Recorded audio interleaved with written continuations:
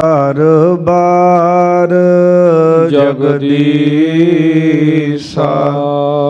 ਜਿਸ ਮਹਿ ਅੰਮ੍ਰਿਤ ਗਿਆਨ ਹੈ ਮਾਨਕ ਭਗਤ ਵੈਰਾਗ। ਸ੍ਰੀ ਗੁਰੂ ਗ੍ਰੰਥ ਸਾਹਿਬ ਉਦਦ ਬੰਦੋ ਕਰ ਅਨੁਰਾਗ। ਸ੍ਰੀ ਗੁਰ ਸ਼ਬਦ ਕਮਾਏ ਜਿਨ ਜੀਤੇ ਪੰਜ ਵਿਕਾਰ। ਤਿਨ ਸੰਤਨ ਕਉ ਬੰਦਨਾ ਸਿਰ ਚਰਨਨ ਪਰ ਧਾਰ।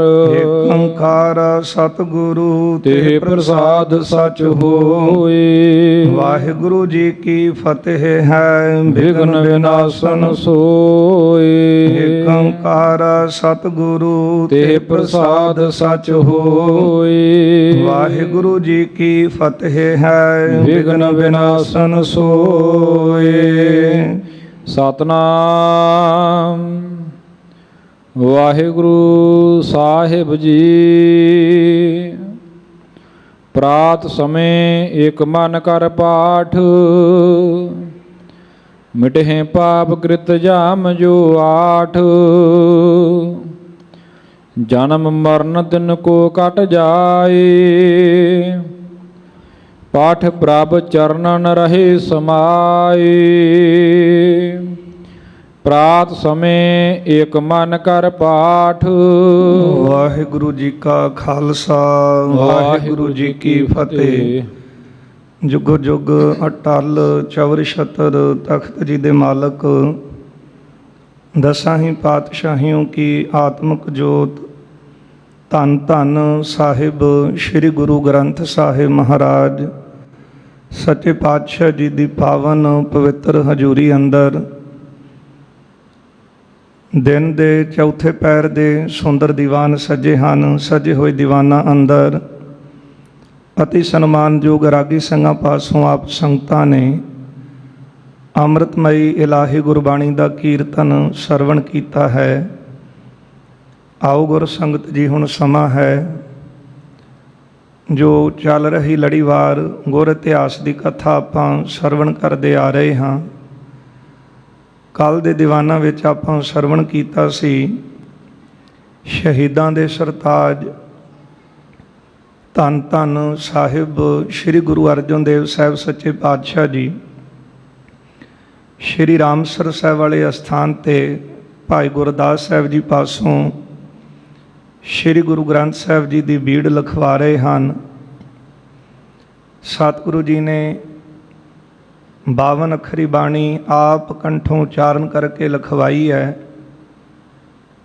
ਫਿਰ ਸਤਿਗੁਰਾਂ ਦੇ ਮਨ ਦੇ ਵਿੱਚ ਵਿਚਾਰ ਆਈ ਕਿ ਕਲਯੁਗ ਦਾ ਘੋਰ ਭਿਆਨਕ ਸਮਾਂ ਹੈ।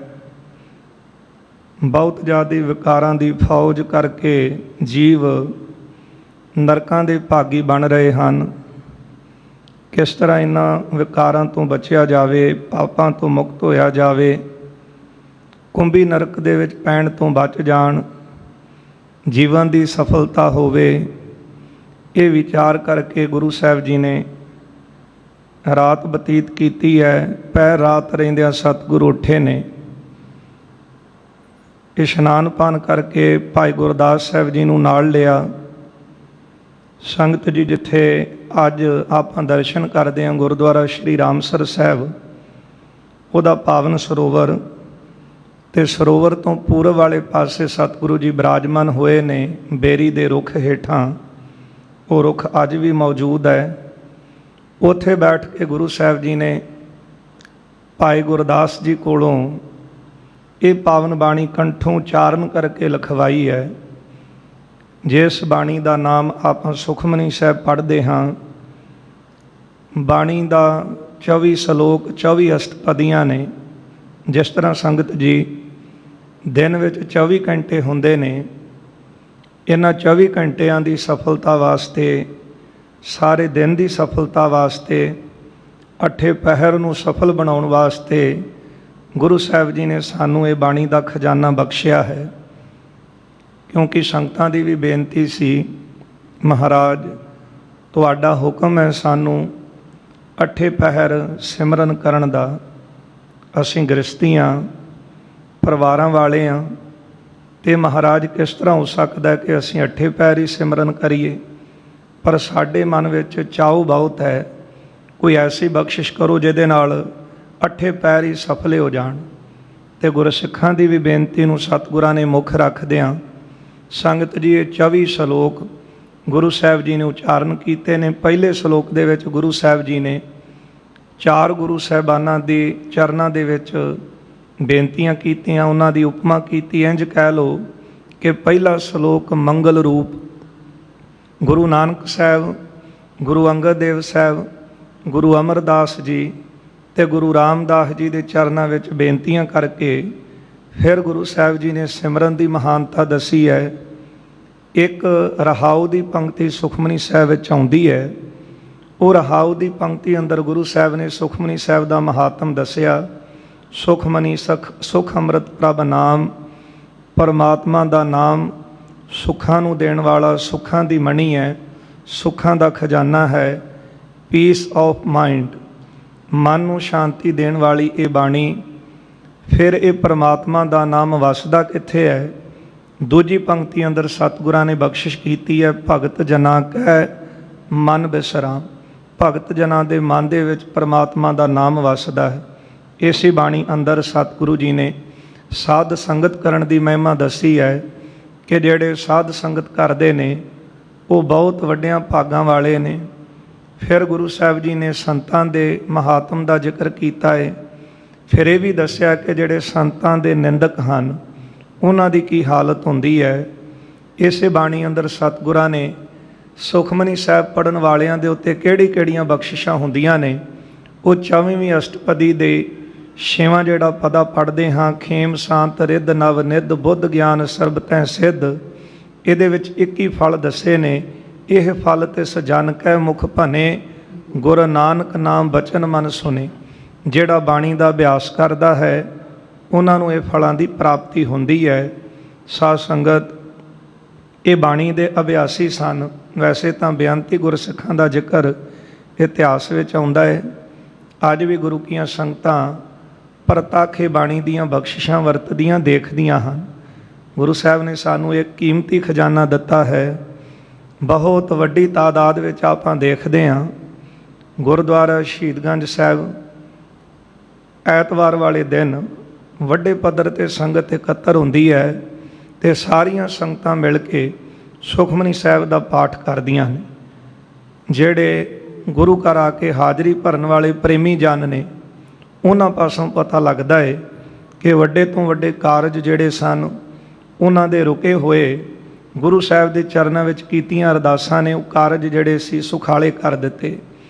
ਇਸੇ ਤਰ੍ਹਾਂ ਇਤਿਹਾਸ ਵਿੱਚ ਜ਼ਿਕਰ ਆਉਂਦਾ ਹੈ ਭਾਈ ਗੜੀਆ ਜੀ ਜਦੋਂ ਸਿੱਖੀ ਦਾ ਪ੍ਰਚਾਰ ਕਰਨ ਵਾਸਤੇ ਕਸ਼ਮੀਰ ਨੂੰ ਜਾਂਦੇ ਨੇ, ਗੁਜਰਾਤ ਜਦ ਪਹੁੰਚਦੇ ਨੇ ਤੇ ਆਪ ਜੀ ਨੂੰ ਮੀਆਂ ਦੌਲਾ ਜੀ ਮਿਲਦੇ ਹਨ। ਭਾਈ ਗੜੀਆ ਜੀ ਤੋਂ ਬੜੇ ਪ੍ਰਭਾਵਿਤ ਹੋਏ, ਇਹਨਾਂ ਕੋਲੋਂ ਸੁਖਮਨੀ ਸਾਹਿਬ ਦਾ ਪਾਠ ਸੁਣਿਆ। ਕਿਉਂਕਿ ਭਾਈ ਗੜੀਆ ਜੀ ਸੁਖਮਨੀ ਸਾਹਿਬ ਦੇ ਅਭਿਆਸੀ ਨੇ, ਹਰ ਰੋਜ਼ ਅੰਮ੍ਰਿਤ ਵੇਲੇ ਸੁਖਮਨੀ ਸਾਹਿਬ ਦਾ ਪਾਠ ਕਰਦੇ ਨੇ ਤੇ ਜਿਹੜੇ ਬਾਣੀ ਦਾ ਅਭਿਆਸ ਕਰਨ ਵਾਲੇ ਨੇ ਉਹਨਾਂ ਨੂੰ ਇਹ ਬਾਣੀ ਕੰਠ ਵੀ ਹੈ। ਅੱਜ ਵੀ ਕਈ ਪ੍ਰੇਮੀ ਉਹਨਾਂ ਦੇ ਦਰਸ਼ਨ ਕਰੀਦੇ ਨੇ, ਉਹਨਾਂ ਨੂੰ ਇਹ ਬਾਣੀ ਕੰਠ ਹੈ। ਸੋ ਭਾਈ ਗੜੀਆ ਜੀ ਪਾਸੋਂ ਮੀਆਂ ਦੌਲਾ ਨੇ ਸੁਖਮਨੀ ਸਾਹਿਬ ਦਾ ਪਾਠ ਸੁਣਿਆ। ਸੁਣ ਕੇ ਬੜੇ ਪ੍ਰਭਾਵਿਤ ਹੋਏ, ਮਨ ਨੂੰ ਸ਼ਾਂਤੀ ਮਿਲੀ ਕਿਉਂਕਿ ਬਾਣੀ ਮਨ ਨੂੰ ਸੁੱਖ ਦੇਣ ਵਾਲੀ ਹੈ। ਜਦੋਂ ਭਾਈ ਗੜੀਆ ਜੀ ਨੂੰ ਨਗਰ ਤੋਂ ਤੋਰਨ ਵਾਸਤੇ ਚੱਲੇ ਨੇ ਨਾਲ ਤੇ ਮਨ ਵਿੱਚ ਭਾਈ ਗੜੀਏ ਦਾ ਜੋੜਾ ਦੇਖਿਆ। ਉਹ ਜੋੜਾ ਟੁੱਟਾ ਸੀ ਤੇ ਵਿੱਚ ਰੇਤਾ ਪੈ ਰਹੀ ਸੀ ਤੇ ਮਨ ਵਿੱਚ ਖਿਆਲ ਆਇਆ ਕਿ ਗੁਰੂ ਅਰਜਨ ਦੇਵ ਸਾਹਿਬ ਨੇ ਪ੍ਰਚਾਰ ਕਰਨ ਇੰਨੀ ਦੂਰ ਭੇਜਿਆ ਹੈ ਤੇ ਗੁਰੂ ਕਾ ਸਿੱਖ ਹੈ, ਪ੍ਰਚਾਰ ਵੀ ਕਰਦਾ ਹੈ, ਲੋਕਾਂ ਨੂੰ ਭਜਨ ਬੰਦਗੀ ਨਾਲ ਜੋੜ ਰਿਹਾ, ਪਰ ਪੈਰਾਂ ਦਾ ਜੋੜਾ ਟੁੱਟਾ ਹੋਇਆ। ਇਹ ਮਨ ਵਿੱਚ ਖਿਆਲ ਆਇਆ ਤੇ ਮੈਂ ਇਹਨੂੰ ਕੁਝ ਦੇ ਦੇਵਾਂ। ਤੇ ਭਾਈ ਗੜੀਆ ਜੀ ਸੰਗਤ ਜੀ ਬਾਣੀ ਦੇ ਅਭਿਆਸੀ ਨੇ, ਗੁਰੂ ਅਰਜਨ ਦੇਵ ਸਾਹਿਬ ਜੀ ਦੀਆਂ ਬਖਸ਼ਿਸ਼ਾਂ ਲਈਆਂ ਨੇ ਤੇ ਗੁਰੂ ਸਾਹਿਬ ਦੇ ਪਾਵਨ ਬਚਨ ਪੜ੍ਹਦੇ ਹਾਂ, ਖੇਮ ਸ਼ਾਂਤ ਰਿੱਧ ਨਵ ਨਿੱਧ। ਜਿਹਦੇ ਕੋਲ ਰਿੱਧੀਆਂ ਸਿੱਧੀਆਂ ਨੇ, ਬ੍ਰਹਮ ਬਿੰਦੈ ਤੇ ਸਦਾ ਬ੍ਰਹਮਤ ਰਹਿ, ਇੱਕ ਸ਼ਬਦ ਲਿਵ ਲਾਏ, ਨਵ ਨਿੱਧੀ 18 ਸਿੱਧੀ ਪਿੱਛੇ ਲੱਗੀਆਂ ਫਿਰ, ਜੋ ਹਰ ਹਿਰਦੈ ਸਦਾ ਵਸਾਏ। ਭਾਈ ਗੜੀਏ ਨੇ ਮੀਆਂ ਦੌਲਾ ਦੇ ਚਿੱਤ ਦੀ ਜਾਣ ਲਈ ਕਿ ਮੇਰੇ ਤੇ ਇਹਨੇ ਸ਼ੰਕਾ ਕੀਤਾ, ਕੋਈ ਗੱਲ ਨਹੀਂ, ਪਰ ਨਹੀਂ ਬਰਦਾਸ਼ਤ ਕੀਤਾ ਕਿ ਮੇਰੇ ਗੁਰੂ ਤੇ ਸ਼ੰਕਾ ਕਰ ਲਿਆ ਕਿ ਗੁਰੂ ਨੇ ਬਖਸ਼ਿਸ਼ਾਂ ਨਹੀਂ ਦੇ ਕੇ ਭੇਜੀਆਂ। ਉਸ ਵੇਲੇ ਭਾਈ ਗੜੀਆ ਜੀ ਮੀਆਂ ਦੌਲਾ ਨੂੰ ਕਹਿਣ ਲੱਗੇ, ਕਹਿੰਦੇ ਗੁਰੂ ਤੇ ਸ਼ੰਕਾ ਨਹੀਂ ਕਰੀਦਾ, ਗੁਰੂ ਬੜਾ ਮਹਾਨ ਹੈ ਤੇ ਤੂੰ ਮੇਰੇ ਗੁਰੂ ਤੇ ਸ਼ੰਕਾ ਕਰੀ ਜਾਂਦਾ ਹੈ। ਮੀਆਂ ਦੌਲਾ ਇਹ ਸੁਣ ਕੇ ਬੜਾ ਹੈਰਾਨ ਹੋਇਆ ਕਿ ਮੈਂ ਤਾਂ ਮਨ 'ਚ ਹੀ ਸੋਚਿਆ ਸੀ, ਭਾਈ ਗੜੀਆ ਨੇ ਮੇਰੇ ਚਿੱਤ ਦੀ ਜਾਣ ਲਈ। ਉਸ ਵੇਲੇ ਫਿਰ ਭਾਈ ਗੜੀਆ ਨੂੰ ਪੁੱਛ ਹੀ ਲਿਆ ਸਾਈਂ ਮੀਆਂ ਦੌਲਾ ਨੇ। ਕਹਿਣ ਲੱਗੇ ਜੇ ਤੈਨੂੰ ਸਾਰੀਆਂ ਬਖਸ਼ਿਸ਼ਾਂ ਦਿੱਤੀਆਂ ਨੇ ਤੇ ਫਿਰ ਪੈਰਾਂ ਦਾ ਜੋੜਾ ਟੁੱਟਾ ਕਿਉਂ ਹੈ? ਤੇ ਭਾਈ ਗੜੀਆ ਜੀ ਕਹਿਣ ਲੱਗੇ ਜਿਹੜੀਆਂ ਰਿੱਧੀਆਂ ਸਿੱਧੀਆਂ ਮੈਨੂੰ ਗੁਰੂ ਨੇ ਦਿੱਤੀਆਂ ਨੇ ਨਾ, ਇਹਨਾਂ ਵਿੱਚ ਹੋਰ ਵਾਧਾ ਹੁੰਦਾ ਹੈ ਜੇ ਇਸ ਸ਼ਕਤੀ ਨੂੰ ਸਿੱਖ ਜਰ ਜਾਵੇ। ਹਮੇਸ਼ਾ ਹੀ ਇਹ ਸ਼ਕਤੀਆਂ ਦੇ ਵਿੱਚ ਵਾਧਾ ਰਹਿੰਦਾ ਹੈ, ਪਰ ਜੇ ਬੰਦਾ ਇਹਨਾਂ ਨੂੰ ਨਾ ਜਰ ਸਕੇ, ਥੋੜ੍ਹੀ ਬਹੁਤੀ ਬੰਦੇ ਕੋਲ ਤਾਕਤ ਸੰਭਾਲੀ ਨਹੀਂ ਜਾਂਦੀ। ਤੇ ਭਾਈ ਗੜੀਏ ਨੇ ਕਿਹਾ, ਕਹਿਣ ਲੱਗੇ ਸਾਡੇ ਗੁਰੂ ਦਾ ਉਪਦੇਸ਼ ਹੈ ਰੱਖ ਗਰੀਬੀ ਵੇਸ। ਭਾਈ ਗੁਰਦਾਸ ਜੀ ਦੇ ਬਚਨ ਵੀ ਪੜ੍ਹਦੇ ਹਾਂ, ਮਾਣ ਹੁੰਦਾ ਹੋਏ ਨਿਮਾਣਾ, ਤਾਣ ਹੁੰਦਾ ਹੋਏ ਨਤਾਣਾ। ਜੇ ਮਾਣ ਮਿਲ ਰਿਹਾ ਤੇ ਨਿਮਾਣੇ ਬਣ ਕੇ ਰਹਿਣਾ। ਜੇ ਬਹੁਤ ਬਲ ਹੈ ਤੇ ਬਲ ਨੂੰ, ਅਹੁਦੇ ਦੀ ਤਾਕਤ ਨੂੰ ਸੰਭਾਲ ਕੇ ਰੱਖਣਾ। ਇਹ ਸਾਡੇ ਗੁਰੂ ਨੇ ਸਾਨੂੰ ਹੁਕਮ ਦਿੱਤਾ ਹੈ। ਜਿਸ ਤਰ੍ਹਾਂ ਗੁਰੂ ਹਰਿ ਸਾਹਿਬ ਜੀ ਨੇ ਦਾਦਾ ਗੁਰੂ ਹਰਗੋਬਿੰਦ ਸਾਹਿਬ ਦਾ ਬਚਨ ਮੰਨ ਕੇ ਮੀਰੀ ਪੀਰੀ ਦੀਆਂ ਤਲਵਾਰਾਂ ਤੇ ਸੰਭਾਲੀਆਂ, 2200 ਘੋੜਸਵਾਰ ਵੀ ਨਾਲ ਰੱਖਣਾ, ਪਰ ਜੰਗ ਕਰਨ ਦਾ ਹੁਕਮ ਨਹੀਂ ਸੀ। ਇਹ ਹੈ ਤਾਕਤ ਨੂੰ ਕਿਸ ਤਰ੍ਹਾਂ ਸੰਭਾਲ ਕੇ ਰੱਖਣਾ। ਇਹ ਸਾਨੂੰ ਗੁਰੂ ਹਰਿ ਸਾਹਿਬ ਜੀ ਦੇ ਜੀਵਨ 'ਚੋਂ ਸਿੱਖਿਆ ਮਿਲਦੀ। ਉਸ ਵੇਲੇ ਮੀਆਂ ਦੌਲਾ ਭਾਈ ਗੜੀਏ ਦੇ ਚਰਨੀ ਢਹਿ ਪਿਆ, ਕਹਿਣ ਲੱਗਾ ਸਿੱਖਾ ਤੂੰ ਮਹਾਨ ਹੈ ਤੇ ਤੇਰਾ ਗੁਰੂ ਵੀ ਮਹਾਨ। ਸਾਧ ਸੰਗਤ ਤੇ ਬਖਸ਼ਿਸ਼ਾਂ ਬਾਣੀ ਪੜ੍ਹਨ ਵਾਲਿਆਂ ਦੇ ਉੱਤੇ ਵਰਤਦੀਆਂ ਨੇ, ਸੁੱਤੇ ਸਿੱਧੀ ਵਰਤਦੀਆਂ ਨੇ, ਪਰ ਜਿਹੜੇ ਅਭਿਆਸੀ ਨੇ ਉਹ ਇਹਨਾਂ ਬਖਸ਼ਿਸ਼ਾਂ ਨੂੰ ਪ੍ਰਤੱਖ ਇਹਨਾਂ ਦੇ ਨਜ਼ਾਰੇ ਤੱਕਦੇ ਹਨ। ਆਓ ਜਿਸ ਤਰ੍ਹਾਂ ਅੱਗੇ ਕਥਾ ਆ ਰਹੀ ਹੈ, ਮਨ ਬਿਰਤੀਆਂ ਗੁਰੂ ਚਰਨਾਂ ਵਿੱਚ ਇਕਾਗਰ ਕਰਕੇ ਸਰਵਣ ਕਰਕੇ ਲਾਹੇ ਪ੍ਰਾਪਤ ਕਰੀਏ। ਸਾਰੀ ਹੀ ਸੰਗਤ ਆਪ ਦਿਓ ਅਸੀਸ, ਰਸਨਾ ਕਰੋ ਪਵਿੱਤਰ, ਪਿਆਰ ਸਤਿਕਾਰ ਸਹਿਤ ਲਵਾਓ ਹਾਜ਼ਰੀਆਂ। ਉਚਾਰਨ ਕਰੋ ਜੀ ਸਤਨਾਮ ਸ੍ਰੀ ਵਾਹਿਗੁਰੂ ਸਾਹਿਬ ਜੀ। ਸਤਨਾਮ ਸ੍ਰੀ ਵਾਹਿਗੁਰੂ ਸਾਹਿਬ ਜੀ। ਪ੍ਰਾਤ ਸਮੇਂ ਇੱਕ ਮਨ ਕਰ ਪਾਠ। ਗੁਰੂ ਸਾਹਿਬ ਜੀ ਬਾਣੀ ਉਚਾਰਨ ਕਰਕੇ ਕਹਿੰਦੇ ਨੇ ਕਿ ਗੁਰਸਿੱਖਾਂ ਨੂੰ ਇਹ ਉਪਦੇਸ਼ ਦਿੱਤਾ ਹੈ, ਪ੍ਰਾਤ ਸਮੇਂ ਇੱਕ ਮਨ ਕਰ ਪਾਠ। ਪ੍ਰਾਤ ਸਮੇਂ ਅੰਮ੍ਰਿਤ ਵੇਲੇ ਉੱਠ ਕੇ ਜਦੋਂ ਗੁਰੂ ਕਾ ਸਿੱਖ ਆਪਣਾ ਨਿਤਨੇਮ ਕਰਦਾ ਹੈ ਤੇ ਨਿਤਨੇਮ ਦੇ ਨਾਲ ਨਾਲ ਇਹ ਬਾਣੀ ਦਾ ਅਭਿਆਸ ਜਿਹੜੇ ਨੇ ਉਹ ਸਿੰਘ ਕਰਦੇ ਨੇ। ਇਸ ਲਈ ਗੁਰੂ ਸਾਹਿਬ ਨੇ ਹੁਕਮ ਕੀਤਾ ਹੈ, ਗੁਰਸਿੱਖੋ ਪ੍ਰਾਤ ਸਮੇਂ ਅੰਮ੍ਰਿਤ ਵੇਲੇ ਇਹ ਬਾਣੀ ਦਾ ਜਿਹੜਾ ਜਾਪ ਹੈ, ਭਾਵੇਂ ਪਹਿਲਾਂ ਜਿਹੜੇ ਨਹੀਂ ਕਰਦੇ ਉਹਨਾਂ ਨੂੰ ਸਮਾਂ ਕੱਢਣਾ ਜਾਂ ਬਹਿ ਕੇ ਇਹਨਾਂ ਸਮਾਂ ਬਾਣੀ ਪੜ੍ਹਨਾ ਔਖਾ ਲੱਗੇ, ਪਰ ਜਿਉਂ-ਜਿਉਂ ਬਾਣੀ ਪੜ੍ਹਨ ਦਾ ਅਭਿਆਸ ਹੋ ਜਾਵੇ ਫਿਰ ਐਸਾ ਆਨੰਦ ਪ੍ਰਾਪਤ ਹੁੰਦਾ ਹੈ ਜਿਹੜਾ ਕਹਿਣ ਤੇ ਕਥਨ ਤੋਂ ਪਰੇ ਹੈ। ਗੁਰੂ ਸਾਹਿਬ ਨੇ ਹੁਕਮ ਕੀਤਾ ਅੰਮ੍ਰਿਤ ਵੇਲੇ ਇਹ ਬਾਣੀ ਦਾ ਪਾਠ ਕਰਨਾ ਹੈ। ਮਿਟੇ ਪਾਪ ਕ੍ਰਿਤ ਜਾਮ ਜੋ ਆਠ। ਅੱਠੇ ਪੈਰਾਂ ਦੇ ਕੀਤੇ ਹੋਏ ਪਾਪ ਜਿਹੜੇ ਉਹ ਮਿਟ ਜਾਣਗੇ। ਮਿਟਣਗੇ ਕਿਸ ਤਰ੍ਹਾਂ?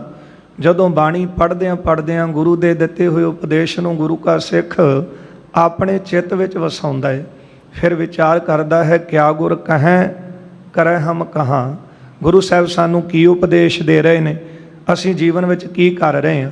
ਹੌਲੀ ਹੌਲੀ ਆਪਣਾ ਮਨ ਗੁਰੂ ਦੇ ਉਪਦੇਸ਼ ਵਿੱਚ ਟਿਕਾਉਣ ਦੇ ਨਾਲ ਅੱਠੇ ਪਹਿਰ ਦੇ ਪਾਪ ਜਿਹੜੇ ਨੇ ਉਹ ਨਾਸ਼ ਹੋ ਜਾਂਦੇ ਨੇ। ਜਨਮ ਮਰਨ ਤਿਨ ਕੋ ਕਟ ਜਾਏ। ਜਿਹੜੇ ਬਾਣੀ ਦਾ ਨਿਤਾ ਪ੍ਰਤੀ ਅਭਿਆਸ ਕਰਦੇ ਨੇ, ਗੁਰੂ ਦੇ ਉਪਦੇਸ਼ ਨੂੰ ਕਮਾਉਂਦੇ ਨੇ, ਉਹਨਾਂ ਦਾ ਜਨਮ ਮਰਨ ਕੱਟਿਆ ਜਾਂਦਾ ਹੈ। ਇਹ ਸਭ ਤੋਂ ਵੱਡਾ ਦੁੱਖ ਹੈ ਤੇ ਬਾਣੀ ਸੁੱਖ ਦਿੰਦੀ ਹੈ ਜੀਵਨ ਵਿੱਚ। ਤੇ ਸਭ ਤੋਂ ਵੱਡਾ ਦੁੱਖ ਕਿਹੜਾ ਹੈ? ਹੁਣ ਵੈਸੇ ਤਾਂ ਜ਼ਿੰਦਗੀ ਦੇ ਵਿੱਚ ਦੁੱਖ ਸੁੱਖ ਇਹ ਕੱਪੜਿਆਂ ਦੀ ਤਰ੍ਹਾਂ ਹਨ, ਅਣਖਿੜਵੇਂ ਅੰਗ ਨੇ। ਜਿੰਨਾ ਚਿਰ ਰਾਤ ਨਹੀਂ ਆਉਂਦੀ ਉਹਨਾਂ ਚਿਰ ਦਿਨ ਦਾ ਮੁੱਲ ਵੀ ਨਹੀਂ ਪੈਂਦਾ। ਇਸੇ ਤਰ੍ਹਾਂ ਸੁੱਖ ਤੋਂ ਬਾਅਦ ਦੁੱਖ ਹੈ। ਕਈਆਂ ਦੇ ਕਰਮਾਂ ਅਨੁਸਾਰ ਸੁੱਖ ਬਹੁਤੇ ਨੇ, ਦੁੱਖ ਘੱਟ ਨੇ, ਤੇ ਕਈਆਂ ਦੇ ਕਰਮਾਂ ਅਨੁਸਾਰ ਦੁੱਖ ਬਹੁਤੇ ਨੇ, ਸੁੱਖ ਘੱਟ ਨੇ। ਪਰ ਗੁਰੂ ਸਾਹਿਬ ਦਾ ਬਚਨ ਹੈ, ਸੁੱਖ ਦੁੱਖ ਦੋਏ ਦਰ ਕੱਪੜੇ ਪਹਿਰੇ ਜਾਏ ਮਨੁੱਖ। ਸਭ ਤੋਂ ਵੱਡਾ ਦੁੱਖ ਹੈ ਮਾਂ ਦੀ ਗਰਭ ਦੇ ਵਿੱਚ 9 ਮਹੀਨੇ ਦਾ ਸਮਾਂ ਬਤੀਤ ਕਰਨਾ। ਫਿਰ ਜੀਵਨ ਵਿੱਚ ਕਿੰਨੇ ਦੁੱਖ ਨੇ, ਉਹ ਕਰਮਾਂ ਅਨੁਸਾਰ ਨੇ। ਇਸ ਲਈ ਜਿਹੜਾ ਬਾਣੀ ਦਾ ਅਭਿਆਸੀ ਹੈ, ਗੁਰੂ ਦੇ ਬਚਨ ਨੂੰ ਕਮਾਉਂਦਾ ਹੈ, ਉਹਦਾ ਜਨਮ ਮਰਨ ਦਾ ਸਭ ਤੋਂ ਵੱਡਾ ਦੁੱਖ ਕੱਟਿਆ ਜਾਂਦਾ ਹੈ। ਪਾਠ ਪ੍ਰਭ ਚਰਨ ਨ ਰਹੇ ਸਮਾਏ। ਇਹ ਬਾਣੀ ਪੜ੍ਹ ਕੇ ਤੇ ਗੁਰੂ ਸਾਹਿਬ ਦੇ ਚਰਨਾਂ ਦੇ ਵਿੱਚ ਬਿਰਤੀ ਜਿਹੜੀ ਉਹ ਜੁੜੀ ਰਹਿੰਦੀ ਹੈ। ਜਹਾਂ ਬੈਠਦ ਸੁਖਮਣੀ ਉਚਾਰੀ, ਜਿੱਥੇ ਬਿਰਾਜਮਾਨ ਹੋ ਕੇ ਰਾਮਸਰ ਸਾਹਿਬ ਦੇ ਸਰੋਵਰ ਦੇ ਪੂਰਬ ਵਾਲੇ ਪਾਸੇ ਬਿਰਾਜਮਾਨ ਹੋ ਕੇ ਗੁਰੂ ਅਰਜਨ ਦੇਵ ਸਾਹਿਬ ਜੀ ਨੇ ਬਾਣੀ ਉਚਾਰਨ ਕੀਤੀ, ਤਿਸਕੇ ਦਰਸ਼ਨ ਹੋਏ ਫਲ ਭਾਰੀ। ਸਾਧ ਸੰਗਤ ਜੀ, ਉਸ ਅਸਥਾਨ ਦੇ ਦਰਸ਼ਨਾਂ ਦਾ ਵੀ ਭਾਰੀ ਫਲ ਮਿਲਦਾ ਹੈ। ਜਿਹੜੇ ਅਸਥਾਨ ਦੇ ਉੱਤੇ ਗੁਰੂ ਸਾਹਿਬ ਨੇ ਬੈਠ ਕੇ ਬਖਸ਼ਿਸ਼ਾਂ ਵਰਤਾਈਆਂ ਹੋਣ, ਉੱਥੇ ਤਾਂ ਬਹੁਤਾ ਹੀ ਫਲ ਪ੍ਰਾਪਤ ਹੁੰਦਾ ਹੈ। ਉਸ ਅਸਥਾਨ ਦੇ ਦਰਸ਼ਨਾਂ ਤੋਂ ਵੀ ਬਹੁਤਾ ਫਲ ਮਿਲਦਾ ਹੈ। ਸਭ ਲਿਖਵਾਏ ਉਠੇ ਗੁਰ ਪੂਰੇ, ਪੂਰੇ ਸਤਿਗੁਰੂ ਗੁਰੂ ਅਰਜਨ ਦੇਵ ਸਾਹਿਬ ਜੀ ਨੇ ਸਾਰੀ ਬਾਣੀ ਲਿਖਵਾ ਕੇ ਇੱਕ ਚੌਂਕੜੇ ਵਿੱਚ ਬੈਠ ਕੇ ਗੁਰੂ ਸਾਹਿਬ ਜੀ ਨੇ ਭਾਈ ਗੁਰਦਾਸ ਸਾਹਿਬ ਜੀ ਪਾਸੋਂ ਲਿਖਵਾਈ ਹੈ। ਲਿਖਵਾ ਕੇ ਪੂਰੇ ਸਤਿਗੁਰੂ ਜੀ ਉੱਠੇ ਹਨ। ਭਾਰੀ ਉਪਕਾਰ ਚਰਤ ਜਿਨ ਰੂਰੇ, ਜਿਨ੍ਹਾਂ ਦੇ ਸੁੰਦਰ ਚਰਨ ਹਨ ਅਤੇ ਪਰਉਪਕਾਰ ਕਰਨ ਵਾਸਤੇ ਤਨ ਧਾਰਿਆ ਹੈ। ਇਸੀ ਪ੍ਰਕਾਰ ਨਿਤਾ ਪ੍ਰਤਬਾਨੀ, ਇਸੇ ਤਰ੍ਹਾਂ ਸਤਿਗੁਰੂ ਜੀ ਨਿਤਾ ਪ੍ਰਤੀ ਹਰ ਰੋਜ਼ ਬਾਣੀ ਕੰਠੋਂ ਉਚਾਰਨ ਕਰਦੇ ਨੇ।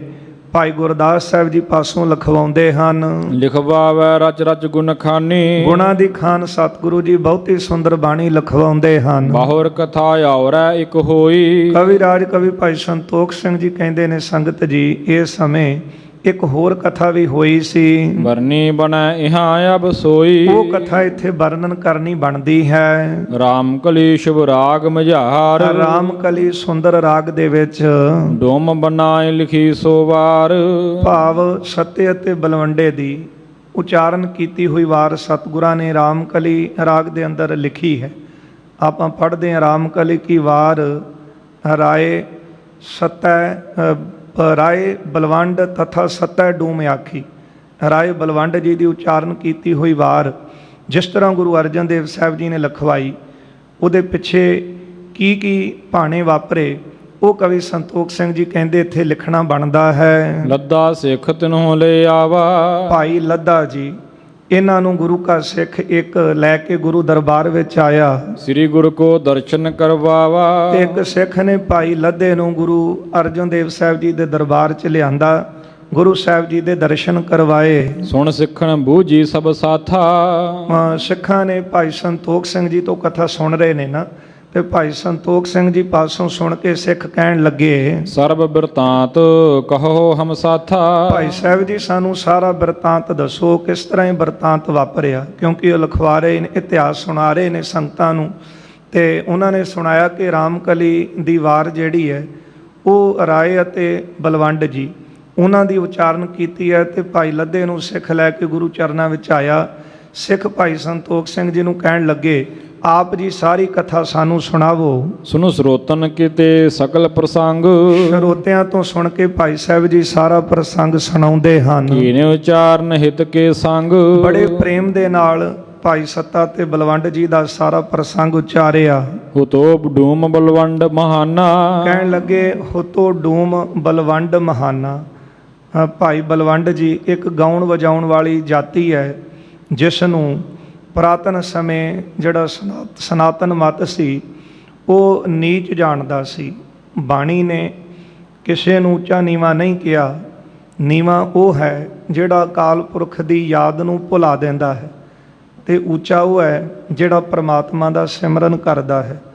ਪਰ ਪੁਰਾਣੇ ਸਮੇਂ ਇੱਕ ਗਾਉਣ ਵਾਲੀ ਜਾਤੀ ਜਿਸ ਨੂੰ ਡੂਮ ਕਿਹਾ ਜਾਂਦਾ ਸੀ, ਤੇ ਉਹਨਾਂ ਦੇ ਤਾਈਂ ਉਹਨਾਂ ਵਿੱਚੋਂ ਭਾਈ ਬਲਵੰਡ ਜੀ ਹੋਏ ਹਨ। ਸੱਤਾ ਤਿਸ ਕੋ ਅਣਜੋ ਸੁਜਾਨਾ, ਭਾਈ ਸੱਤਾ ਜੀ ਇਹ ਭਾਈ ਬਲਵੰਡ ਜੀ ਦੇ ਛੋਟੇ ਭਰਾ ਸਨ, ਬੜੇ ਸਿਆਣੇ ਤੇ ਵਿਦਵਾਨ ਸਨ।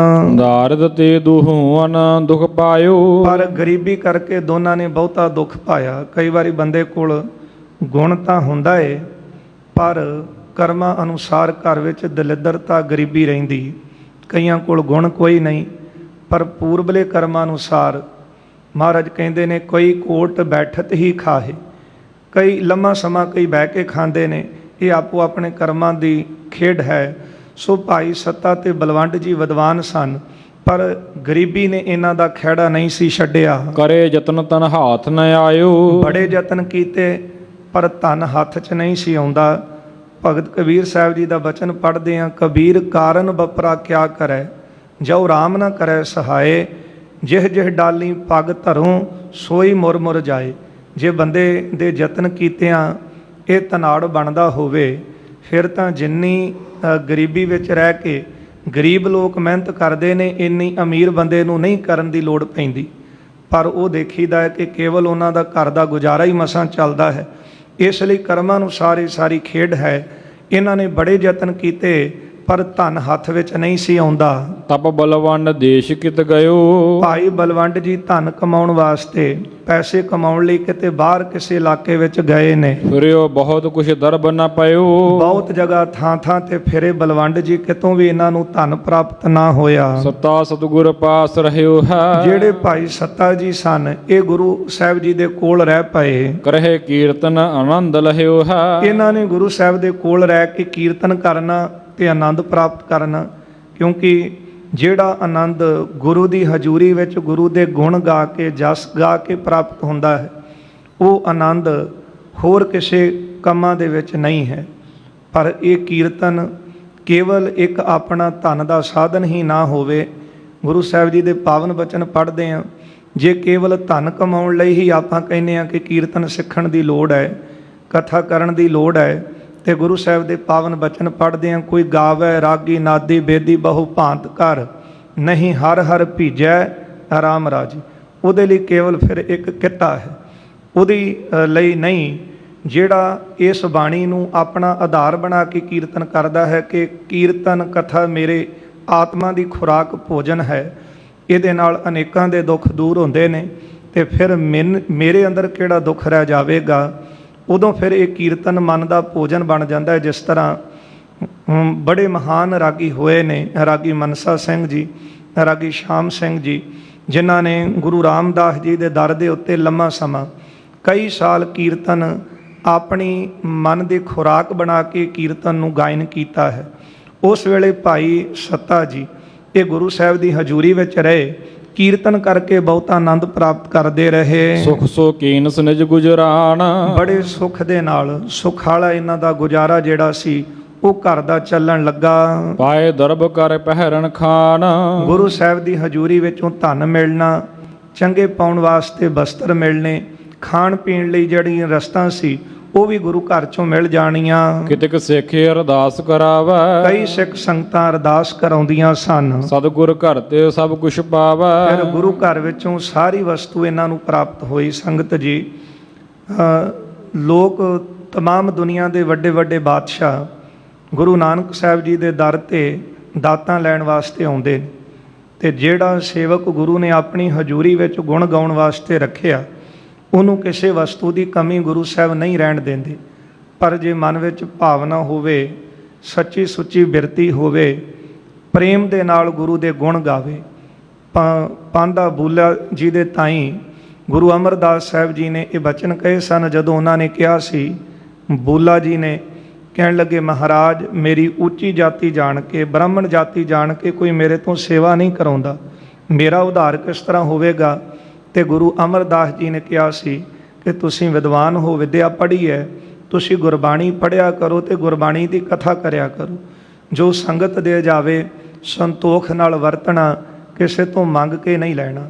ਦੂਜੇ ਨੂੰ ਕਹਿਣਾ ਸੰਤੋਖ ਰੱਖ ਤੇ ਆਪਣੇ ਅੰਦਰ ਤ੍ਰਿਸ਼ਨਾ ਰੱਖਣੀ, ਫਿਰ ਕਿਸ ਤਰ੍ਹਾਂ ਉਹ ਆਨੰਦ ਪ੍ਰਾਪਤ ਹੋਵੇਗਾ।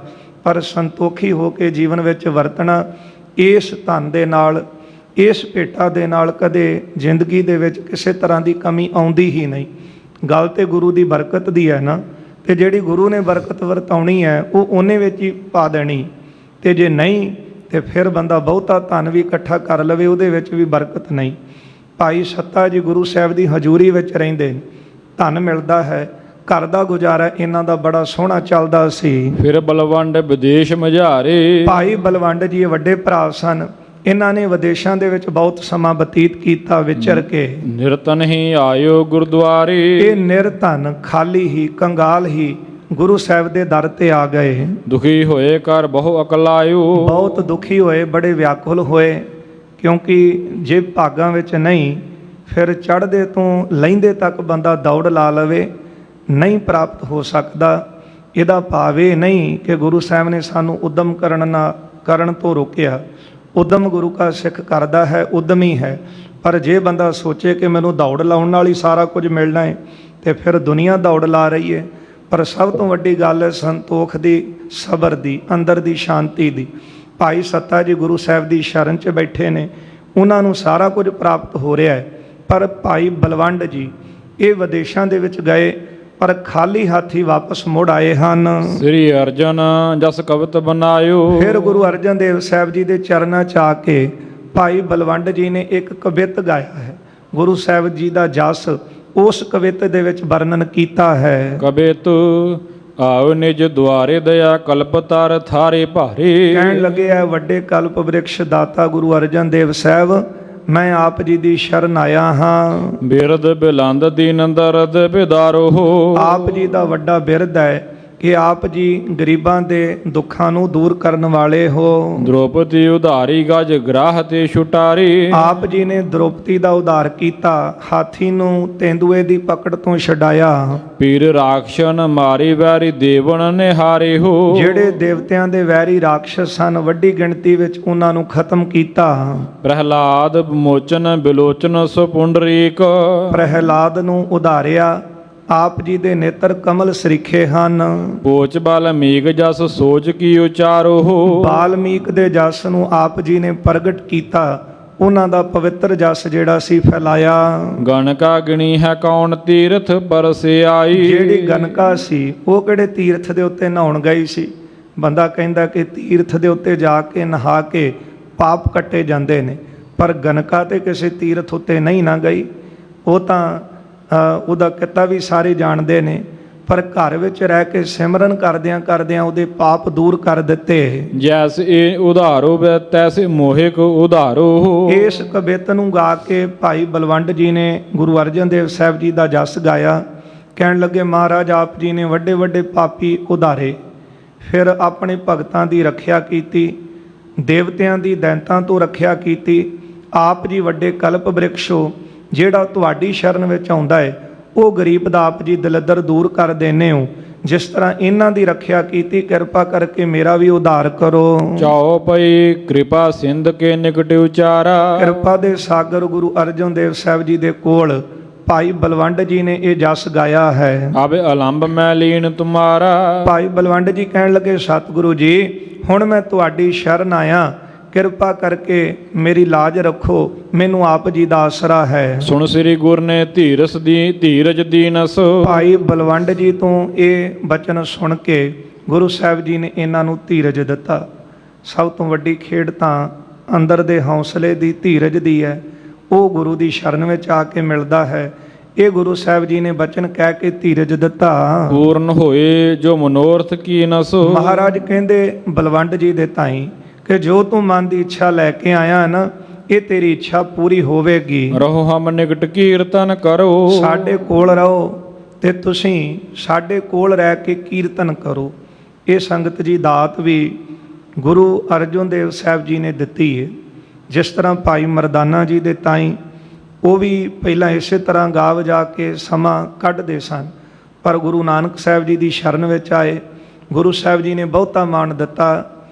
ਆਪਾਂ ਵਿਦਵਾਨ ਦੇ ਲਿਖੇ ਹੋਏ ਬੋਲ ਪੜ੍ਹਦੇ ਹਾਂ ਕਿ ਘੱਲ ਕੇ ਫਿਰਨ ਦੇ ਤਾਈਂ ਰਬਾਬ ਸੀ ਮੰਗਾਇਆ ਪਹਿਲਾਂ, ਆਪ ਹੀ ਸਿਖਾਇਆ ਉਹਨੂੰ ਆਂਦਾ ਨਾ ਬਜਾਨਾ ਸੀ।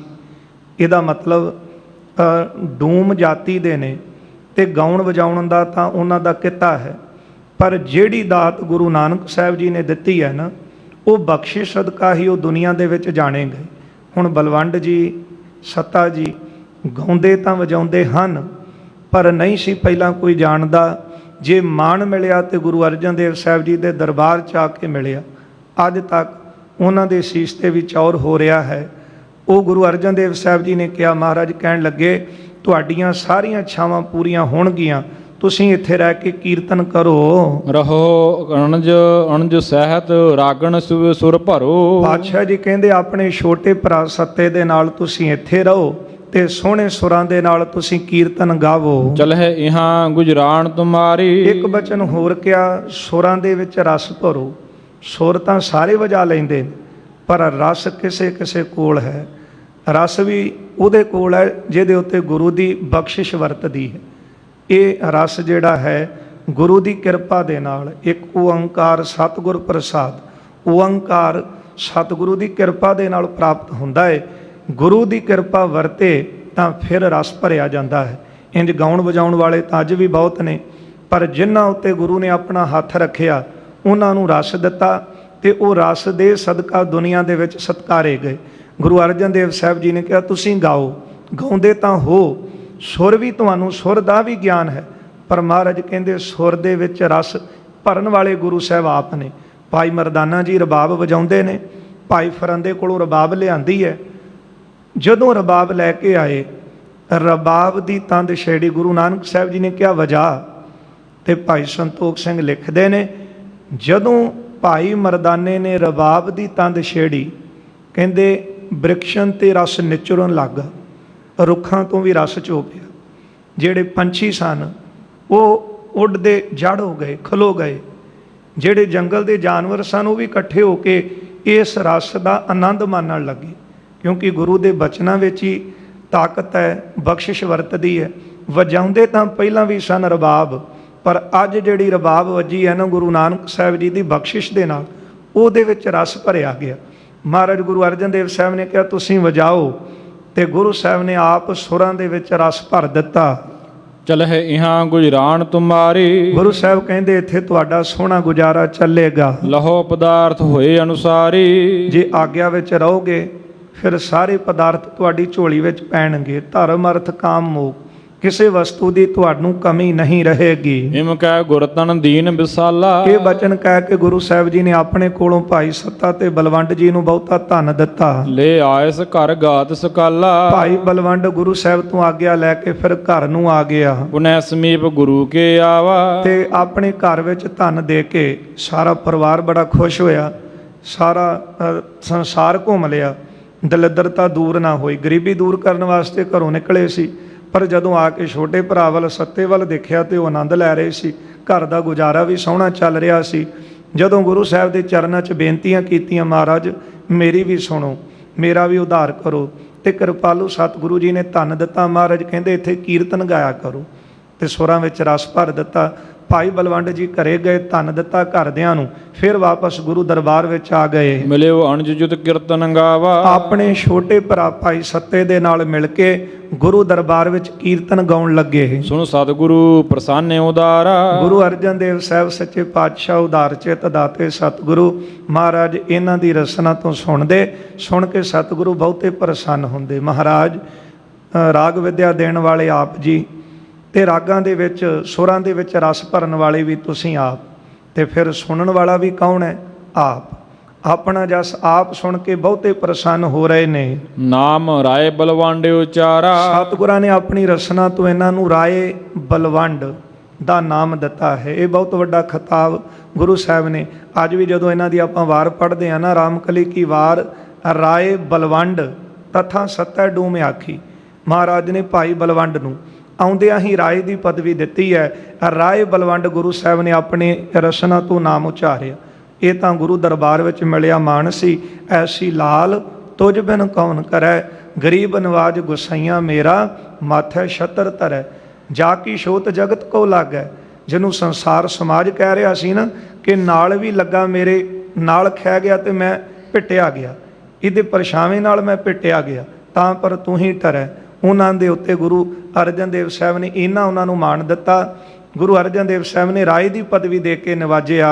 ਹਰਖਤ ਹੋਏ ਰਚ ਸੋ ਗਾਵੈ, ਭਾਈ ਬਲਵੰਡ ਜੀ ਬੜੇ ਪ੍ਰਸੰਨ ਹੋਏ। ਆਪਣੇ ਭਰਾ ਸੱਤੇ ਨਾਲ ਮਿਲ ਕੇ ਗੁਰੂ ਦਰਬਾਰ ਵਿੱਚ ਕੀਰਤਨ ਗਾਇਨ ਕਰਨ ਲੱਗੇ। ਦੋਨੋਂ ਭਰਾਤ ਸੁਰਸ ਅਧਿਕਾਵੈ, ਦੋਨਾਂ ਭਰਾਵਾਂ ਦੇ ਗਾਉਣ ਦੇ ਨਾਲ ਬਹੁਤਾ ਰਸ ਬਣਿਆ। ਚਲੋ ਇਹ ਕੁਦਰਤੀ ਖੇਡ ਵੀ ਵਰਤਦੀ ਹੈ ਕਿ ਜਦੋਂ ਦੋ ਭਰਾ ਆਪਾਂ ਦੇਖੀਦੇ ਨੇ ਕਿ ਮਿਲ ਕੇ ਉਹਨਾਂ ਦਾ ਤਾਲਮੇਲ ਜਿਹੜਾ ਆਪਸ ਵਿੱਚ ਬਹੁਤ ਮਿਲਦਾ ਹੈ, ਤੇ ਜਦੋਂ ਦੋਨੋਂ ਭਰਾ ਮਿਲ ਕੇ ਗਾਇਨ ਕਰਦੇ ਨੇ ਉਹ ਵੀ ਰਸ ਬਣਿਆ। ਗੁਰੂ ਅਰਜਨ ਦੇਵ ਸਾਹਿਬ ਜੀ ਦੀਆਂ ਬਖਸ਼ਿਸ਼ਾਂ ਨਾਲ ਰਸ ਬਣਿਆ। ਰਾਗ ਰਾਗਨੀ ਕਰ ਅਨੁਰਾਗੀ, ਰਾਗ ਰਾਗਾਂ ਦੇ ਬਹੁਤ ਮਾਹਰ ਬਣੇ, ਬਹੁਤੇ ਪ੍ਰੇਮੀ ਬਣੇ। ਗਾਵੈ ਸੁੰਦਰ ਸ਼ਬ ਸ਼ੁਭ ਲਾਗੇ, ਫਿਰ ਜਦੋਂ ਗਾਉਂਦੇ ਸਨ ਤੇ ਗਾਉਂਦਿਆਂ ਬਹੁਤ ਸੋਹਣੇ ਲੱਗਦੇ ਸਨ। ਸਿੱਖ ਸਰਾਹਨ ਕਰਹਿ ਸੁਨੰਤੇ, ਇਹਨਾਂ ਦੀ ਰਸਨਾ ਤੋਂ ਕੀਰਤਨ ਸੁਣ ਕੇ ਸਿੱਖ ਸੰਗਤਾਂ ਬਹੁਤੀਆਂ ਸਲਾਉਂਦੀਆਂ। ਅੱਜ ਵੀ ਆਪਾਂ ਦੇਖਦੇ ਹਾਂ ਜਿਨ੍ਹਾਂ ਉੱਤੇ ਗੁਰੂ ਨਾਨਕ ਸਾਹਿਬ ਜੀ ਦੀ ਕਿਰਪਾ ਵਰਤਦੀ ਹੈ, ਉਹਨਾਂ ਦੀ ਰਸਨਾ ਤੋਂ ਕੀਰਤਨ ਸੁਣ ਕੇ, ਕਥਾ ਸੁਣ ਕੇ ਸੰਗਤਾਂ ਸਲਾਉਂਦੀਆਂ ਨੇ। ਇਹ ਸੰਗਤ ਮਾਣ ਦਿੰਦੀ, ਕਿਉਂਕਿ ਸੰਗਤ ਗੁਰੂ ਰੂਪ ਹੈ। ਤੇ ਸੰਗਤ ਨੇ ਭਾਈ ਸੱਤਾ ਤੇ ਬਲਵੰਡ ਜੀ ਨੂੰ ਬੜਾ ਸਲਾਹਿਆ, ਤਿਉ ਤਿਉ ਸੋ ਅਹੰਕਾਰ ਕਰਨ ਤੇ। ਪਰ ਹੁਣ ਗੁਰੂ ਸਾਹਿਬ ਦੇ ਬਚਨ ਨੇ ਹਉਮੈ ਵੱਡਾ ਰੋਗ ਹੈ, ਇਹ ਤਾਂ ਗੁਰੂ ਹੀ ਕਿਰਪਾ ਕਰੇ ਜੀ। ਇਹ ਕਿਤੇ ਬਾਹਰੋਂ ਥੋੜ੍ਹੀ ਆਉਣੀ ਹੈ, ਇਹ ਅੰਦਰ ਹੀ ਬੈਠੇ ਨੇ। ਜੇ ਗੁਰੂ ਦਾ ਸ਼ਬਦ ਦਾ ਜਾਪ ਚੱਲੇ, ਗੁਰੂ ਦੇ ਚਰਨਾਂ 'ਚ ਅਰਦਾਸਾਂ ਹੋਣ ਕਿ ਮਹਾਰਾਜ ਕਿਰਪਾ ਕਰੋ, ਇਹਨਾਂ ਵਿਕਾਰਾਂ ਤੋਂ ਬਚਾ ਕੇ ਰੱਖੋ।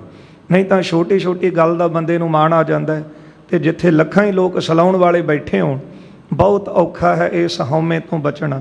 ਇਹ ਆਟੋਮੈਟਿਕਲੀ ਅੰਦਰ ਫਿਰ ਪ੍ਰਗਟ ਹੁੰਦੀ ਜਦੋਂ ਸਾਰੀਆਂ ਸੰਗਤਾਂ ਸਲਾਉਣ ਕਿ ਵਾਹ ਬਹੁਤ ਆਨੰਦ ਹੈ। ਇਹ ਬਖਸ਼ਿਸ਼ ਗੁਰੂ ਦੀ ਹੀ ਵਰਤ ਰਹੀ ਹੈ। ਜੇ ਸੰਗਤਾਂ ਸਲਾਹ ਰਹੀਆਂ ਨੇ ਨਾ, ਨਹੀਂ ਤਾਂ ਕੋਈ ਬੰਦੇ ਤੋਂ ਐਸਾ ਕਰਮ ਹੋ ਜਾਂਦਾ ਹੈ, ਫਿਰ ਸਲਾਉਣ ਵਾਲੇ ਫਿਰ ਨਿੰਦਣ ਵੀ ਲੱਗ ਪੈਂਦੇ ਨੇ। ਪਰ ਉਸ ਵੇਲੇ ਸੰਗਤ ਨੇ ਬੜਾ ਸਲਾਹਿਆ। ਜਿਉਂ-ਜਿਉਂ ਸੰਗਤ ਇਹਨਾਂ ਨੂੰ ਸਲਾਉਣ ਲੱਗੀ, ਤਿਉਂ-ਤਿਉਂ ਮਨ ਵਿੱਚ ਹਉਮੈ ਆ ਗਈ। ਇਸ ਬਿਧ ਕੇਤਕ ਕਾਲ ਬਿਤਾਇਓ, ਇਸ ਤਰ੍ਹਾਂ ਕੀਰਤਨ ਕਰਦਿਆਂ ਕੁਝ ਸਮਾਂ ਬਤੀਤ ਕੀਤਾ। ਦਿਨ ਪ੍ਰਤ ਉਰ ਹੰਕਾਰ ਵਧਾਇਓ। ਹੌਲੀ-ਹੌਲੀ ਲੋਕਾਂ ਨੇ ਸਲਾਉਣਾ, ਸਿਫਤ ਕਰਨੀ ਕਿ ਤੁਹਾਡੀ ਰਸਨਾ 'ਚ ਬੜਾ ਰਸ ਹੈ। ਪਰ ਰਸ ਤਾਂ ਦਿੱਤਾ ਗੁਰੂ ਅਰਜਨ ਦੇਵ ਸਾਹਿਬ ਨੇ, ਤੇ ਜਿਉਂ-ਜਿਉਂ ਸਲਾਉਣਾ ਤਿਉਂ-ਤਿਉਂ ਮਨ ਵਿੱਚ ਹਉਮੈ ਆ ਜਾਣੀ। ਕਿਰਪਾ ਸਿੰਧ ਨੇ ਤਿਨ ਗਤ ਜਾਨੀ, ਕਿਰਪਾ ਦੇ ਸਾਗਰ ਗੁਰੂ ਅਰਜਨ ਦੇਵ ਸਾਹਿਬ ਮਹਾਰਾਜ ਤਾਂ ਅੰਦਰ ਦੀ ਜਾਣਦੇ ਨੇ ਨਾ। ਉਦੋਂ ਵੀ ਜਾਣਗੇ ਜਦੋਂ ਸ਼ਰਨ ਵਿੱਚ ਆ ਕੇ ਬੇਨਤੀ ਕੀਤੀ, ਦਾਤਾ ਮੈਂ ਗਰੀਬ ਹਾਂ, ਮੇਰੀ ਲਾਜ ਰੱਖ। ਤੇ ਗੁਰੂ ਅਰਜਨ ਦੇਵ ਸਾਹਿਬ ਨੇ ਬਖਸ਼ਿਸ਼ਾਂ ਵਰਤਾਤੀਆਂ। ਜਿਉਂ-ਜਿਉਂ ਸੰਗਤ ਸਲਾਵੇ, ਤਿਉਂ-ਤਿਉਂ ਮਨ ਵਿੱਚ ਹਉਮੈ ਆਵੇ। ਤੇ ਗੁਰੂ ਸਾਹਿਬ ਤੇ ਅੰਦਰ ਦੀ ਜਾਣਦੇ ਸਨ। ਮਹਾਰਾਜ ਨੇ ਸਾਰੀ ਅੰਦਰ ਦੀ ਖੇਡ ਜਾਣ ਲਈ। ਓ ਸ਼ਿਵ ਡੂਮ ਜਾਤ ਭਏ ਮਾਨੀ, ਜਾਣ ਲਿਆ ਸਤਿਗੁਰਾਂ ਨੇ ਕਿ ਸੰਗਤ ਨੇ ਬਹੁਤਾ ਸਲਾਹਿਆ ਤੇ ਬਹੁਤਾ ਮਾਣ ਜਿਹੜਾ ਅੰਦਰ ਇਹਨਾਂ ਦੇ ਭਰ ਗਿਆ। ਆਦ ਅੰਤ ਕੀ ਦਸ਼ਾ ਵਿਸਾਰੀ, ਗੁਰੂ ਤਾਂ ਅੰਤਰਜਾਮੀ ਹੈ ਨਾ, ਤਿੰਨਾਂ ਕਾਲਾਂ ਦੇ ਗਿਆਤੇ ਸਤਿਗੁਰੂ। ਆਦ ਅੰਤ ਕੀ ਦਸ਼ਾ ਪਛਾਨੀ। ਮਹਾਰਾਜ ਨੇ ਵੀ ਜਾਣ ਲਿਆ ਕਿ ਇਹਨਾਂ ਦੇ ਅੰਦਰ ਹੁਣ ਹੰਕਾਰ ਹੈ, ਆਉਣ ਵਾਲੇ ਸਮੇਂ ਵਿੱਚ ਇਹਨਾਂ ਦੀ ਕੀ ਦਸ਼ਾ ਹੋਣੀ, ਇਹ ਵੀ ਸਤਿਗੁਰਾਂ ਦੇ ਸਾਹਮਣੇ ਹੈ। ਹਮ ਵਿਦਿਆ ਬੜ ਭੇ ਹੰਕਾਰੀ, ਕਿ ਸਾਡੇ ਕੋਲ ਬਹੁਤ ਗੁਣ ਹੈ, ਸਾਨੂੰ ਬਹੁਤ ਲੋਕ ਸੁਣਦੇ ਨੇ। ਕਈ ਵਾਰੀ ਬੰਦਾ ਮਾਣ 'ਚ ਆ ਕੇ ਕਹਿ ਦਿੰਦਾ ਹੈ ਜੀ, ਜੇ ਮੇਰੀ ਇਹ ਸੁਣਵਾਈ ਨਾ ਹੋਈ ਤੇ ਮੈਂ ਕੀਰਤਨ ਹੀ ਨਹੀਂ ਕਰਦਾ, ਜਾਓ। ਇਹ ਤਾਂ ਗੁਰੂ ਦਾ ਦਰਬਾਰ ਹੈ ਜੀ। ਭਾਈ ਵੀਰ ਸਿੰਘ ਲਿਖਦੇ ਕਿ ਇੱਥੇ ਜਿਹੜੀਆਂ ਤਰੰਗਾਂ ਚੱਲ ਰਹੀਆਂ ਨੇ, ਉਹਨਾਂ ਵਿੱਚ ਵੀ ਰਾਗ ਭਰੇ ਨੇ।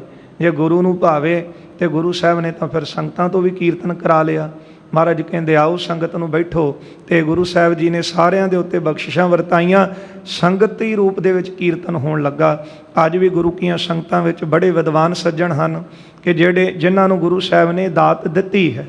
ਕਿਸੇ ਦੀ ਰਸਨਾ ਵਿੱਚ ਬਹੁਤ ਰਸ ਹੈ, ਕਿਸੇ ਨੂੰ ਰਾਗਾਂ ਦਾ ਗੁਣ ਦਿੱਤਾ ਹੈ ਗੁਰੂ ਸਾਹਿਬ ਨੇ।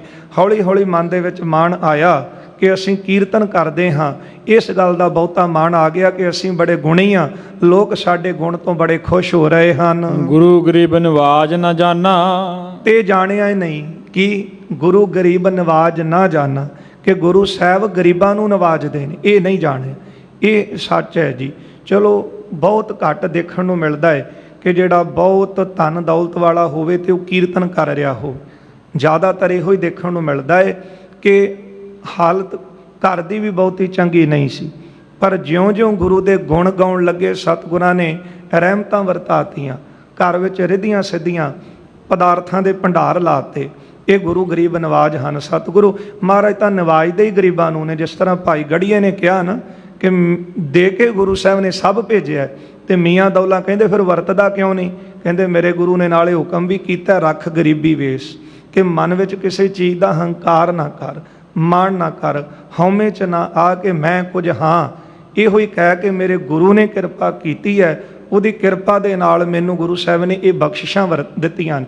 ਮਨ ਵਿੱਚ ਹੰਕਾਰ ਆ ਗਿਆ ਕਿ ਗੁਣੀ ਆ, ਇਹ ਭੁੱਲ ਹੀ ਗਏ ਕਿ ਗੁਰੂ ਸਾਹਿਬ ਗਰੀਬਾਂ ਨੂੰ ਨਵਾਜਦੇ ਹਨ। ਗਾਏ ਨੀਕ ਹਮ ਭਏ ਮਹਾਨਾ, ਇਹ ਹੰਕਾਰ ਸੀ ਕਿ ਅਸੀਂ ਬਹੁਤ ਸੋਹਣਾ ਕੀਰਤਨ ਕਰਦੇ ਹਾਂ। ਹੰਕਾਰ ਤੇ ਕੁਛ ਸਮਾਂ ਬਿਤਾਵਾ, ਇਸ ਤਰ੍ਹਾਂ ਹੰਕਾਰ ਨਾਲ ਅੰਦਰ ਭਰ ਗਿਆ। ਇਸ ਹੰਕਾਰ ਨਾਲ ਅੰਦਰ ਭਰ ਕੇ ਕੁਝ ਸਮਾਂ ਬਤੀਤ ਕੀਤਾ। ਭਗਨੀ ਕੋ ਸੋ ਵਿਆਹ ਤਬ ਆਵਾ, ਸਮਾਂ ਆਇਆ ਇਹਨਾਂ ਦੀ ਘਰ ਵਿੱਚ ਛੋਟੀ ਭੈਣ ਸੀ, ਉਹ ਭੈਣ ਦਾ ਵਿਆਹ ਇਹਨਾਂ ਨੇ ਰੱਖਿਆ। ਜੁਗ ਭਰਾਤਾ ਸਤਿਗੁਰ ਢਗੇ ਗਏ, ਇਹ ਦੋਨੋਂ ਭਰਾ ਭਾਈ ਰਾਏ ਜੀ ਤੇ ਬਲਵੰਡ ਜੀ, ਰਾਏ ਬਲਵੰਡ ਅਤੇ ਭਾਈ ਸੱਤਾ ਜੀ, ਇਹ ਦੋਨੋਂ ਭਰਾ ਮਿਲ ਕੇ ਗੁਰੂ ਅਰਜਨ ਦੇਵ ਸਾਹਿਬ ਦੇ ਕੋਲ ਆਏ। ਮੁਖ ਤੇ ਕਰਤ ਸੁਜਸ ਕੋ ਭਈ, ਆਪਣੇ ਮੂੰਹੋਂ ਗੁਰੂ ਅਰਜਨ ਦੇਵ ਸਾਹਿਬ ਦਾ ਬਹੁਤਾ ਜਸ ਕੀਤਾ। ਦਾਸ ਜਾਨ ਹਮ ਕਾਰਜ ਕੀਜਾ, ਕਹਿਣ ਲੱਗੇ ਸਤਿਗੁਰੂ ਜੀ ਅਸੀਂ ਤੁਹਾਡੇ ਸੇਵਕ ਹਾਂ, ਤੁਹਾਡੀ ਸ਼ਰਨ ਵਿੱਚ ਆਏ ਹਾਂ, ਕਿਰਪਾ ਕਰਕੇ ਸਾਡੀ ਲਾਜ ਰੱਖੋ, ਸਾਡੇ ਤੇ ਕਿਰਪਾ ਕਰੋ। ਦਰਬ ਵਿਸਾਲ ਆਪ ਅਬਦੀਜੈ, ਘਰ ਵਿੱਚ ਛੋਟੀ ਭੈਣ ਦਾ ਵਿਆਹ ਹੈ, ਕਿਰਪਾ ਕਰਕੇ ਬਹੁਤਾ ਧਨ ਸਾਨੂੰ ਦੇਵੋ। ਜਿਸ ਤੇ ਕਰਹਿ ਵਿਆਹੋ ਹਮ ਭਾਰਾ, ਜਿਹੜਾ ਧਨ ਤੁਸੀਂ ਦਓਗੇ ਉਹ ਵਿਆਹ ਦੇ ਨਾਲ ਘਰ ਵਿੱਚ ਛੋਟੀ ਭੈਣ ਦਾ ਵਿਆਹ ਕਰਾਂਗੇ। ਲਿਖਿਆ ਸੁਨੈ ਹੋਏ ਸਜਸ ਤੁਮਾਰਾ, ਤੇ ਜੋ ਲੋਕ ਸੁਣਨਗੇ ਤੇ ਬਹੁਤਾ ਜਸ ਵੀ ਤੁਹਾਡਾ ਹੋਵੇਗਾ।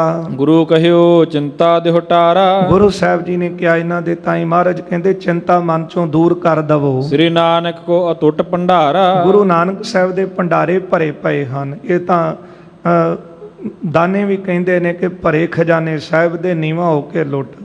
ਮਨ ਵਿੱਚ ਨਿਮਰਤਾ ਰੱਖ, ਗੁਰੂ ਨਾਨਕ ਸਾਹਿਬ ਦੇ ਖਜ਼ਾਨੇ ਤਾਂ ਭਰੇ ਪਏ ਹਨ। ਪ੍ਰਾਤ ਕਾਲ ਜੇਤਕ ਧਨ ਆਵਾ, ਗੁਰਦੇਵ ਕਹਿੰਦੇ ਪ੍ਰਾਤ ਕਾਲ, ਕੱਲ ਦੀ ਸਵੇਰ ਜਦੋਂ ਤੁਸੀਂ ਕੀਰਤਨ ਗਾਵੋਗੇ ਜਿੰਨਾ ਧਨ ਤੁਹਾਨੂੰ ਆਵੇਗਾ। ਸਿੱਖ ਸੰਗਤ ਹਮ ਆਣ ਚੜਾਵਾ, ਕੱਲ ਦਿਨ ਚੜੇ ਜਿੰਨੀਆਂ ਸਿੱਖ ਸੰਗਤਾਂ ਸਾਨੂੰ ਭੇਟਾ ਚੜਾਉਣਗੀਆਂ ਸੋ ਸਭ ਹੀ ਤੁਮ ਲਿਹੋ ਸੰਭਾਰੀ। ਉਹ ਸਾਰੀ ਭੇਟਾ ਅਸੀਂ ਤੁਹਾਨੂੰ ਦੇ ਦੇਵਾਂਗੇ, ਉਹ ਧਨ ਤੁਸੀਂ ਸੰਭਾਲ ਲਿਓ। ਸਤਿਗੁਰ ਕਾਰਜ ਸਰਬ ਸੁਧਾਰੇ, ਤੇ ਗੁਰੂ ਨਾਨਕ ਸਾਹਿਬ ਦੀ ਕਿਰਪਾ ਨਾਲ ਤੁਹਾਡੇ ਸਾਰੇ ਕਾਰਜ ਸਵਰ ਜਾਣਗੇ। ਦੁਹੋਂ ਸੁਣਤ ਮਨੇ ਆਨੰਦ ਭਏ, ਭਾਈ ਰਾਏ ਅਤੇ ਬਲਵੰਡ ਜੀ ਨੇ, ਸੱਤਾ ਤੇ ਬਲਵੰਡ ਜੀ ਨੇ ਗੱਲ ਸੁਣੀ ਹੈ, ਸੁਣ ਕੇ ਦੋਨੇ ਬੜੇ ਪ੍ਰਸੰਨ ਹੋਏ ਨੇ। ਗੁਰ ਜਸ ਉਚਰਤ ਸਦਨ ਸੁਧਾਏ, ਗੁਰੂ ਸਾਹਿਬ ਦਾ ਜਸ ਕਰਦੇ ਕਰਦੇ ਆਪਣੇ ਘਰ ਨੂੰ ਚਲੇ ਗਏ। ਦੇਖੋ ਇੱਕ ਤਰ੍ਹਾਂ ਦੀ ਸਿੱਖੀ ਇਹ ਵੀ ਹੈ ਕਿ ਕਿਸੇ ਪਦਾਰਥਾਂ ਕਾਰਨ ਗੁਰੂ ਦਰ ਤੇ ਚੱਲ ਕੇ ਆਉਣਾ, ਮੈਨੂੰ ਫਲਾਣੇ ਫਲਾਣੇ ਪਦਾਰਥ ਮਿਲਣ, ਤੇ ਜੇ ਕਿਤੇ ਨਾ ਮਿਲੇ ਤੇ ਫਿਰ ਗੁਰੂ ਦੀ ਨਿੰਦਿਆ ਕਰਨ ਲੱਗ ਪੈਣੀ,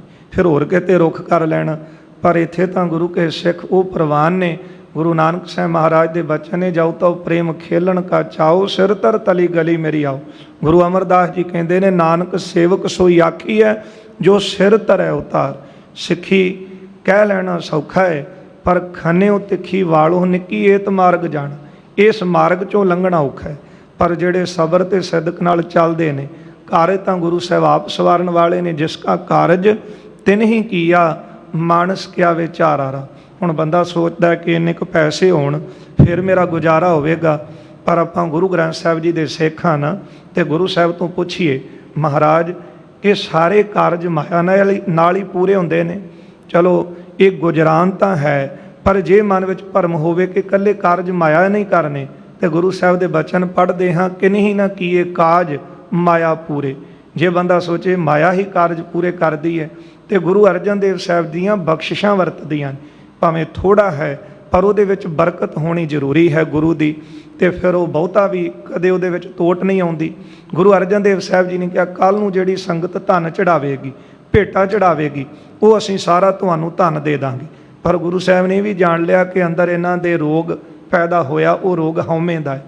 ਤੇ ਬੜੇ ਖੁਸ਼ ਹੋ ਕੇ ਗੁਰੂ ਸਾਹਿਬ ਦਾ ਜਸ ਕਰਦੇ ਕਰਦੇ ਦੋਨੋਂ ਭਰਾ ਆਪਣੇ ਘਰ ਨੂੰ ਚਲੇ ਗਏ। ਜਾਮਨ ਬਿਤੀ ਪ੍ਰਾਤ ਜਬ ਹੋਈ, ਜਦ ਰਾਤ ਬੀਤੀ ਹੈ, ਅਗਲਾ ਦਿਨ ਚੜਿਆ, ਦਰਸ਼ਨ ਕਰਨ ਆਏ ਸਭ ਕੋਈ। ਸਾਰੀਆਂ ਸੰਗਤਾਂ ਗੁਰੂ ਸਾਹਿਬ ਦੇ ਦਰਸ਼ਨਾਂ ਨੂੰ ਆਈਆਂ ਨੇ। ਸਿੱਖ ਸੰਗਤ ਦੇ ਮਿਲੇ ਅਕੋਰ, ਸਿੱਖ ਸੰਗਤਾਂ ਭੇਟਾਵਾਂ ਰੱਖ ਕੇ ਗੁਰੂ ਸਾਹਿਬ ਦੇ ਅੱਗੇ ਗੁਰੂ ਸਾਹਿਬ ਦੇ ਦਰਸ਼ਨ ਕਰਦੀਆਂ ਨੇ। ਬੰਦਾ ਚਰਨ ਕਮਲ ਕਰ ਜੋਰ, ਮਹਾਰਾਜ ਦੇ ਚਰਨਾਂ ਕਮਲਾਂ ਦੇ ਉੱਤੇ ਨਮਸਕਾਰਾਂ ਹੋ ਰਹੀਆਂ ਨੇ। ਸਭ ਦਿਨ ਕੀ ਪੂਜਾ ਗਿਣ ਜਾਬੈ, ਜਦੋਂ ਸਾਰੇ ਦਿਨ ਦੀ ਭੇਟਾ ਸਿੱਖਾਂ ਨੇ ਗਿਣੀ ਹੈ, ਭਇਓ ਰਜਤ ਪਨ 100 ਤਬੈ। ਤੇ ਸਾਰੇ ਦਿਨ ਦੀ ਜਿਹੜੀ ਭੇਟਾ ਸੀ ਉਹ 100 ਰੁਪਈਆ ਹੋਈ ਹੈ। ਦੁਹੋਂ ਭਾਤ ਕੋ ਸਗਰੇ ਦੀਨ, ਉਹ ਸਾਰੀ ਭੇਟਾ 100 ਰੁਪਈਆ ਜੁੜਿਆ, ਉਹ ਸਾਰੀ ਭੇਟਾ ਦੋਨਾਂ ਭਰਾਵਾਂ ਨੂੰ, ਸੱਤੇ ਅਤੇ ਬਲਵੰਡ ਜੀ ਨੂੰ ਦੇ ਦਿੱਤੀ ਹੈ। ਗਰਬੇ ਮੂੜ ਨਹੀਂ ਤਬ ਲੀਨ, ਪਰ ਮਨ ਵਿੱਚ ਹੰਕਾਰ ਸੀ, ਤੇ ਹੰਕਾਰ ਦੇ ਵਿੱਚ ਆ ਕੇ ਇਹਨਾਂ ਨੇ ਉਹ ਧਨ ਨਹੀਂ ਲਿਆ।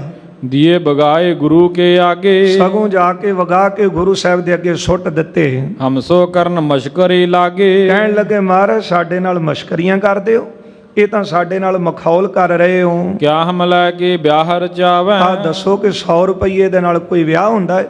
ਇੰਨਾ ਕੁ ਧਨ ਲੈ ਕੇ ਅਸੀਂ ਕੀ ਵਿਆਹ ਦੇ ਕਾਰਜ ਕਰਾਂਗੇ? ਧਨ ਬਹੁ ਘਰ ਤੇ ਕਿਉਂ ਨਾ ਦਿਵਾਵੈ, ਆਪਣੇ ਘਰ ਵਿੱਚ ਜਿਹੜਾ ਤੁਹਾਡਾ ਧਨ ਜੁੜਿਆ ਹੋਇਆ ਉਹਦੇ ਵਿੱਚੋਂ ਸਾਨੂੰ ਕਿਉਂ ਨਹੀਂ ਧਨ ਦਿੰਦੇ? ਸੁਣਤ ਸਤਿਗੁਰੂ ਧੀਰਜ ਦੀਨ। ਇਹਨਾਂ ਦੀ ਇਹ ਗੱਲ ਸੁਣ ਕੇ ਗੁਰੂ ਅਰਜਨ ਦੇਵ ਸਾਹਿਬ ਨੇ ਫਿਰ ਧੀਰਜ ਦਿੱਤਾ, ਹੌਸਲਾ ਦਿੱਤਾ। ਪੂਰੈ ਸ੍ਰੀ ਨਾਨਕ ਇਸ਼ਕੀਨ। ਗੁਰੂ ਸਾਹਿਬ ਜੀ ਕਹਿਣ ਲੱਗੇ ਕਿ ਗੁਰਸਿੱਖੋ, ਸੱਤੇ ਅਤੇ ਬਲਵੰਡ ਜੀ ਨੂੰ, ਮਹਾਰਾਜ ਕਹਿੰਦੇ ਤੁਹਾਡੀ ਇੱਛਾ ਗੁਰੂ ਨਾਨਕ ਸਾਹਿਬ ਨੇ ਪੂਰੀ ਕਰਨੀ ਹੈ। ਲਿਹੋ ਧਨ ਇਤੋ ਨਿਬਾਹੋ ਕਾਰ, ਆ ਜਿਹੜਾ ਧਨ ਤੁਹਾਨੂੰ ਦਿੱਤਾ ਹੈ ਨਾ, ਇਹਦੇ ਨਾਲ ਹੀ ਸਾਰੇ ਕਾਰਜ ਤੁਹਾਡੇ ਪੂਰੇ ਹੋ ਜਾਣਗੇ। ਹੁਣ ਦੱਸੋ ਕਿ ਬਹੁਤੇ ਧਨ ਨਾਲ ਕਾਰਜ ਹੋਣੇ ਸੀ ਕਿ ਗੁਰੂ ਦੇ ਬਚਨਾਂ ਨਾਲ ਕਾਰਜ ਹੋਣੇ? ਅਰਦਾਸ ਤਾਂ ਆਪਾਂ ਗੁਰੂ ਚਰਨਾਂ 'ਚ ਇਹੋ ਹੀ ਕਰਦੇ ਹਨ, ਮਹਾਰਾਜ ਤੁਹਾਡਾ ਕਾਰਜ ਕਿਰਪਾ ਕਰਕੇ ਆਪ ਹੀ ਨੂੰ ਸਿਰੇ ਚੜਾ ਦਿਓ। ਹੁਣ ਗੁਰੂ ਦੀ ਬਖਸ਼ਿਸ਼ ਵਰਤ ਰਹੀ ਹੈ, ਵੱਡੀ ਬਖਸ਼ਿਸ਼ ਹੈ। ਉਸ ਵੇਲੇ ਗੁਰੂ ਸਾਹਿਬ ਨੇ ਕਿਹਾ, ਗੁਰੂ ਨਾਨਕ ਸਾਹਿਬ ਤੁਹਾਡੀ ਇੱਛਾ ਪੂਰੀ ਕਰਨਗੇ, ਆਹ ਧਨ ਲੈ ਜਾਓ, ਇਹਦੇ ਨਾਲ ਤੁਹਾਡੇ ਕਾਰਜ ਪੂਰੇ ਹੋ ਜਾਣਗੇ। ਕਰਤ ਕੀਰਤਨ ਲਹੋ ਉਧਾਰ। ਫਿਰ ਤੁਸੀਂ ਕੀਰਤਨ ਕਰਦੇ ਹੋ, ਕੀਰਤਨ ਕਰਦਿਆਂ ਤੁਹਾਨੂੰ ਬਹੁਤਾ ਧਨ ਮਿਲਦਾ ਹੈ। ਸਤਿਗੁਰ ਘਰ ਤੇ ਨਿਤ ਤੁਮ ਲੈਣਾ। ਨਾਲੇ ਗੁਰੂ ਘਰ ਦੇ ਵਿੱਚ ਤਾਂ ਤੁਸੀਂ ਹਰ ਰੋਜ਼ ਲੈਣਾ ਹੈ। ਏਕ ਬਾਰ ਨਹਿ ਕੀਨਸ ਦੇਣਾ। ਇਹ ਕਿਹੜਾ ਇੱਕ ਦਿਨ ਦਾ ਕੋਈ ਧੰਦਾ ਹੈ ਕਿ ਇੱਕ ਦਿਨ ਵਾਸਤੇ ਤੁਸੀਂ ਲੈ ਕੇ ਚੱਲੇ ਹੋ ਤੇ ਫਿਰ ਦੁਬਾਰਾ ਪਰਤ ਕੇ ਆਉਣਾ ਨਹੀਂ। ਗੁਰੂ ਘਰ ਵਿੱਚੋਂ ਤੁਸੀਂ ਸਦਾ ਹੀ ਲੈਣਾ ਹੈ। ਤੇ ਤਾਂ ਸਦਾ ਹੀ ਭੰਡਾਰੇ ਭਰੇ ਨੇ ਗੁਰੂ ਨਾਨਕ ਸਾਹਿਬ ਜੀ ਦੇ ਘਰ ਦੇ। ਬਸ ਮਨ ਵਿੱਚ ਸਬਰ ਤੇ ਸੰਤੋਖ ਰੱਖ ਕੇ ਤੁਰੀਏ, ਫਿਰ ਤਾਂ ਕਿਸੇ ਵਸਤੂ ਦੀ ਘਾਟਾ ਨਹੀਂ ਪੈਂਦਾ। ਗੁਰੂ ਦੀ ਬਖਸ਼ਿਸ਼ ਵਰਤਦੀ। ਗੁਰੂ ਸਾਹਿਬ ਕਹਿੰਦੇ ਇਹ ਕਿਹੜਾ ਤੁਸੀਂ ਇੱਕ ਦਿਨ ਲੈਣਾ, ਗੁਰੂ ਨਾਨਕ ਸਾਹਿਬ ਦੇ ਘਰ ਵਿੱਚੋਂ ਤੁਸੀਂ ਸਦਾ ਹੀ ਲੈਣਾ ਹੈ। ਸਦਾ ਤੁਮਾਰੀ ਸਾਂਝ ਹਮਾਰੇ। ਤੁਹਾਡੀ ਅਤੇ ਸਾਡੀ ਸਾਂਝ ਸਦਾ ਹੀ ਬਣੀ ਰਹਿਣੀ ਹੈ। ਨਾ ਫੇਰੋ ਲੀਜੋ ਇਹ ਪਿਆਰੇ। ਪਿਆਰਿਓ ਇਹ ਧਨ ਮੋੜੋ ਨਾ, ਤੁਸੀਂ ਲੈ ਜਾਵੋ। ਬਹੁਤ ਨਮਰਤਾ ਕਰ ਗੁਰ ਕਹਿਓ। ਨਰਮੀ ਦੇ ਵਿੱਚ, ਬਹੁਤ ਨਿਮਰਤਾ ਵਿੱਚ ਗੁਰੂ ਅਰਜਨ ਦੇਵ ਸਾਹਿਬ ਨਿਮਰਤਾ ਦੇ ਪੁੰਜ ਨੇ।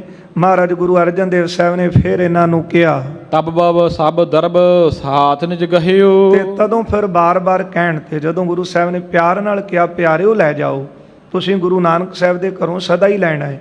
ਅੱਜ ਹੀ ਥੋੜ੍ਹੀ ਲੈਣ ਆਏ ਹੋ, ਇੱਥੇ ਮਕਾਉਣ ਥੋੜ੍ਹੀ ਆਏ ਹੋ ਸਭ ਕੁਝ, ਸਦਾ ਹੀ ਤੁਹਾਡੇ ਕਾਰਜ ਪੂਰੇ ਹੋਣੇ ਨੇ। ਉਸ ਵੇਲੇ ਬਾਰ-ਬਾਰ ਕਹਿਣ ਤੇ ਉਹ ਧਨ ਇਹਨਾਂ ਨੇ ਲੈ ਲਿਆ। ਲੈ ਗਮਨੇ ਮਤ ਮੰਦ ਨਕੇਤ। ਹੁਣ ਮਨ ਦੇ ਵਿੱਚ ਜਿਹੜੀ ਮਤ ਸੀ, ਅੰਦਰ ਦੀ ਮਤ ਜਿਹੜੀ ਸੀ ਉਲਟੀ ਹੋ ਗਈ। ਧਨ ਲੈ ਕੇ ਘਰ ਨੂੰ ਚਲੇ ਗਏ। ਬੋਲਤ ਭੇ ਗੁਰ ਨਿੰਦ ਸਮੇਤ। ਪਰ ਜਾਂਦਿਆਂ ਜਿਹੜੀ ਰਸਨਾ ਦੇ ਨਾਲ ਗੁਰੂ ਦੇ ਗੁਣ ਗਾਉਂਦੇ ਸੀ ਨਾ, ਅੱਜ ਉਹ ਰਸਨਾ ਦੇ ਨਾਲ ਨਿੰਦਿਆ ਕਰਨ ਲੱਗੇ। ਸੰਗਤ ਜੀ, ਤਾਂ ਗੁਰੂ ਕਿਰਪਾ ਕਰੇ, ਚੰਗੀ ਮਤ ਸਾਨੂੰ ਬਖਸ਼ੇ, ਕਿਉਂਕਿ ਮਤ ਤਾਂ ਸਤਿਗੁਰੂ ਤੁਸੀਂ ਦੇਣ ਵਾਲੇ ਹੋ। ਮਤ ਸੁਮਤ ਤੇਰੇ ਵਸ ਸੁਆਮੀ। ਐਸੀ ਮਤ ਨਾ ਹੋ ਜਾਵੇ ਕਿ ਜਿਹੜੇ ਦਰ ਤੋਂ ਲੈ ਰਹੇ ਹਾਂ, ਜਿਹੜੀ ਗੁਰੂ ਦੀ ਸ਼ਰਨ ਵਿੱਚੋਂ ਦਾਤਾਂ ਲੈ ਰਹੇ ਹਾਂ, ਕਿਤੇ ਉਹਨੂੰ ਹੀ ਕਹਿਣ ਲੱਗ ਪਈਏ ਕਿ ਤੂੰ ਦਿੱਤਾ ਕੀ ਹੈ। ਸੋ ਏਕ ਪੀਨਾ ਦੇ 10 ਪੀ ਹਿਰ ਲਏ, ਤਉ ਮੂੜਾ ਕਹੋ ਕਹਾਂ ਕਰੇ। ਜਿਸ ਠਾਕੁਰ ਸਿਓ ਨਾਹੀ ਚਾਰਾ, ਤਾਂ ਕੋ ਕੀਜੈ ਸਦ ਨਮਸਕਾਰਾ। ਇਹ ਹੁਣ ਸਿੱਖ ਇਹ ਵੀ ਨੇ, ਕਹਿੰਦੇ ਨੇ ਕਿ ਜਿੰਨਾ ਚਿਰ ਮਿਲ ਰਿਹਾ ਤੇਰੇ ਆ, ਜਦੋਂ ਅੱਜ ਕੁਝ ਘੱਟ ਲੱਗਾ ਤੇ ਕਹਿ ਦਿੱਤਾ ਕਿ ਹੁਣ ਤੇਰੇ ਨਹੀਂ।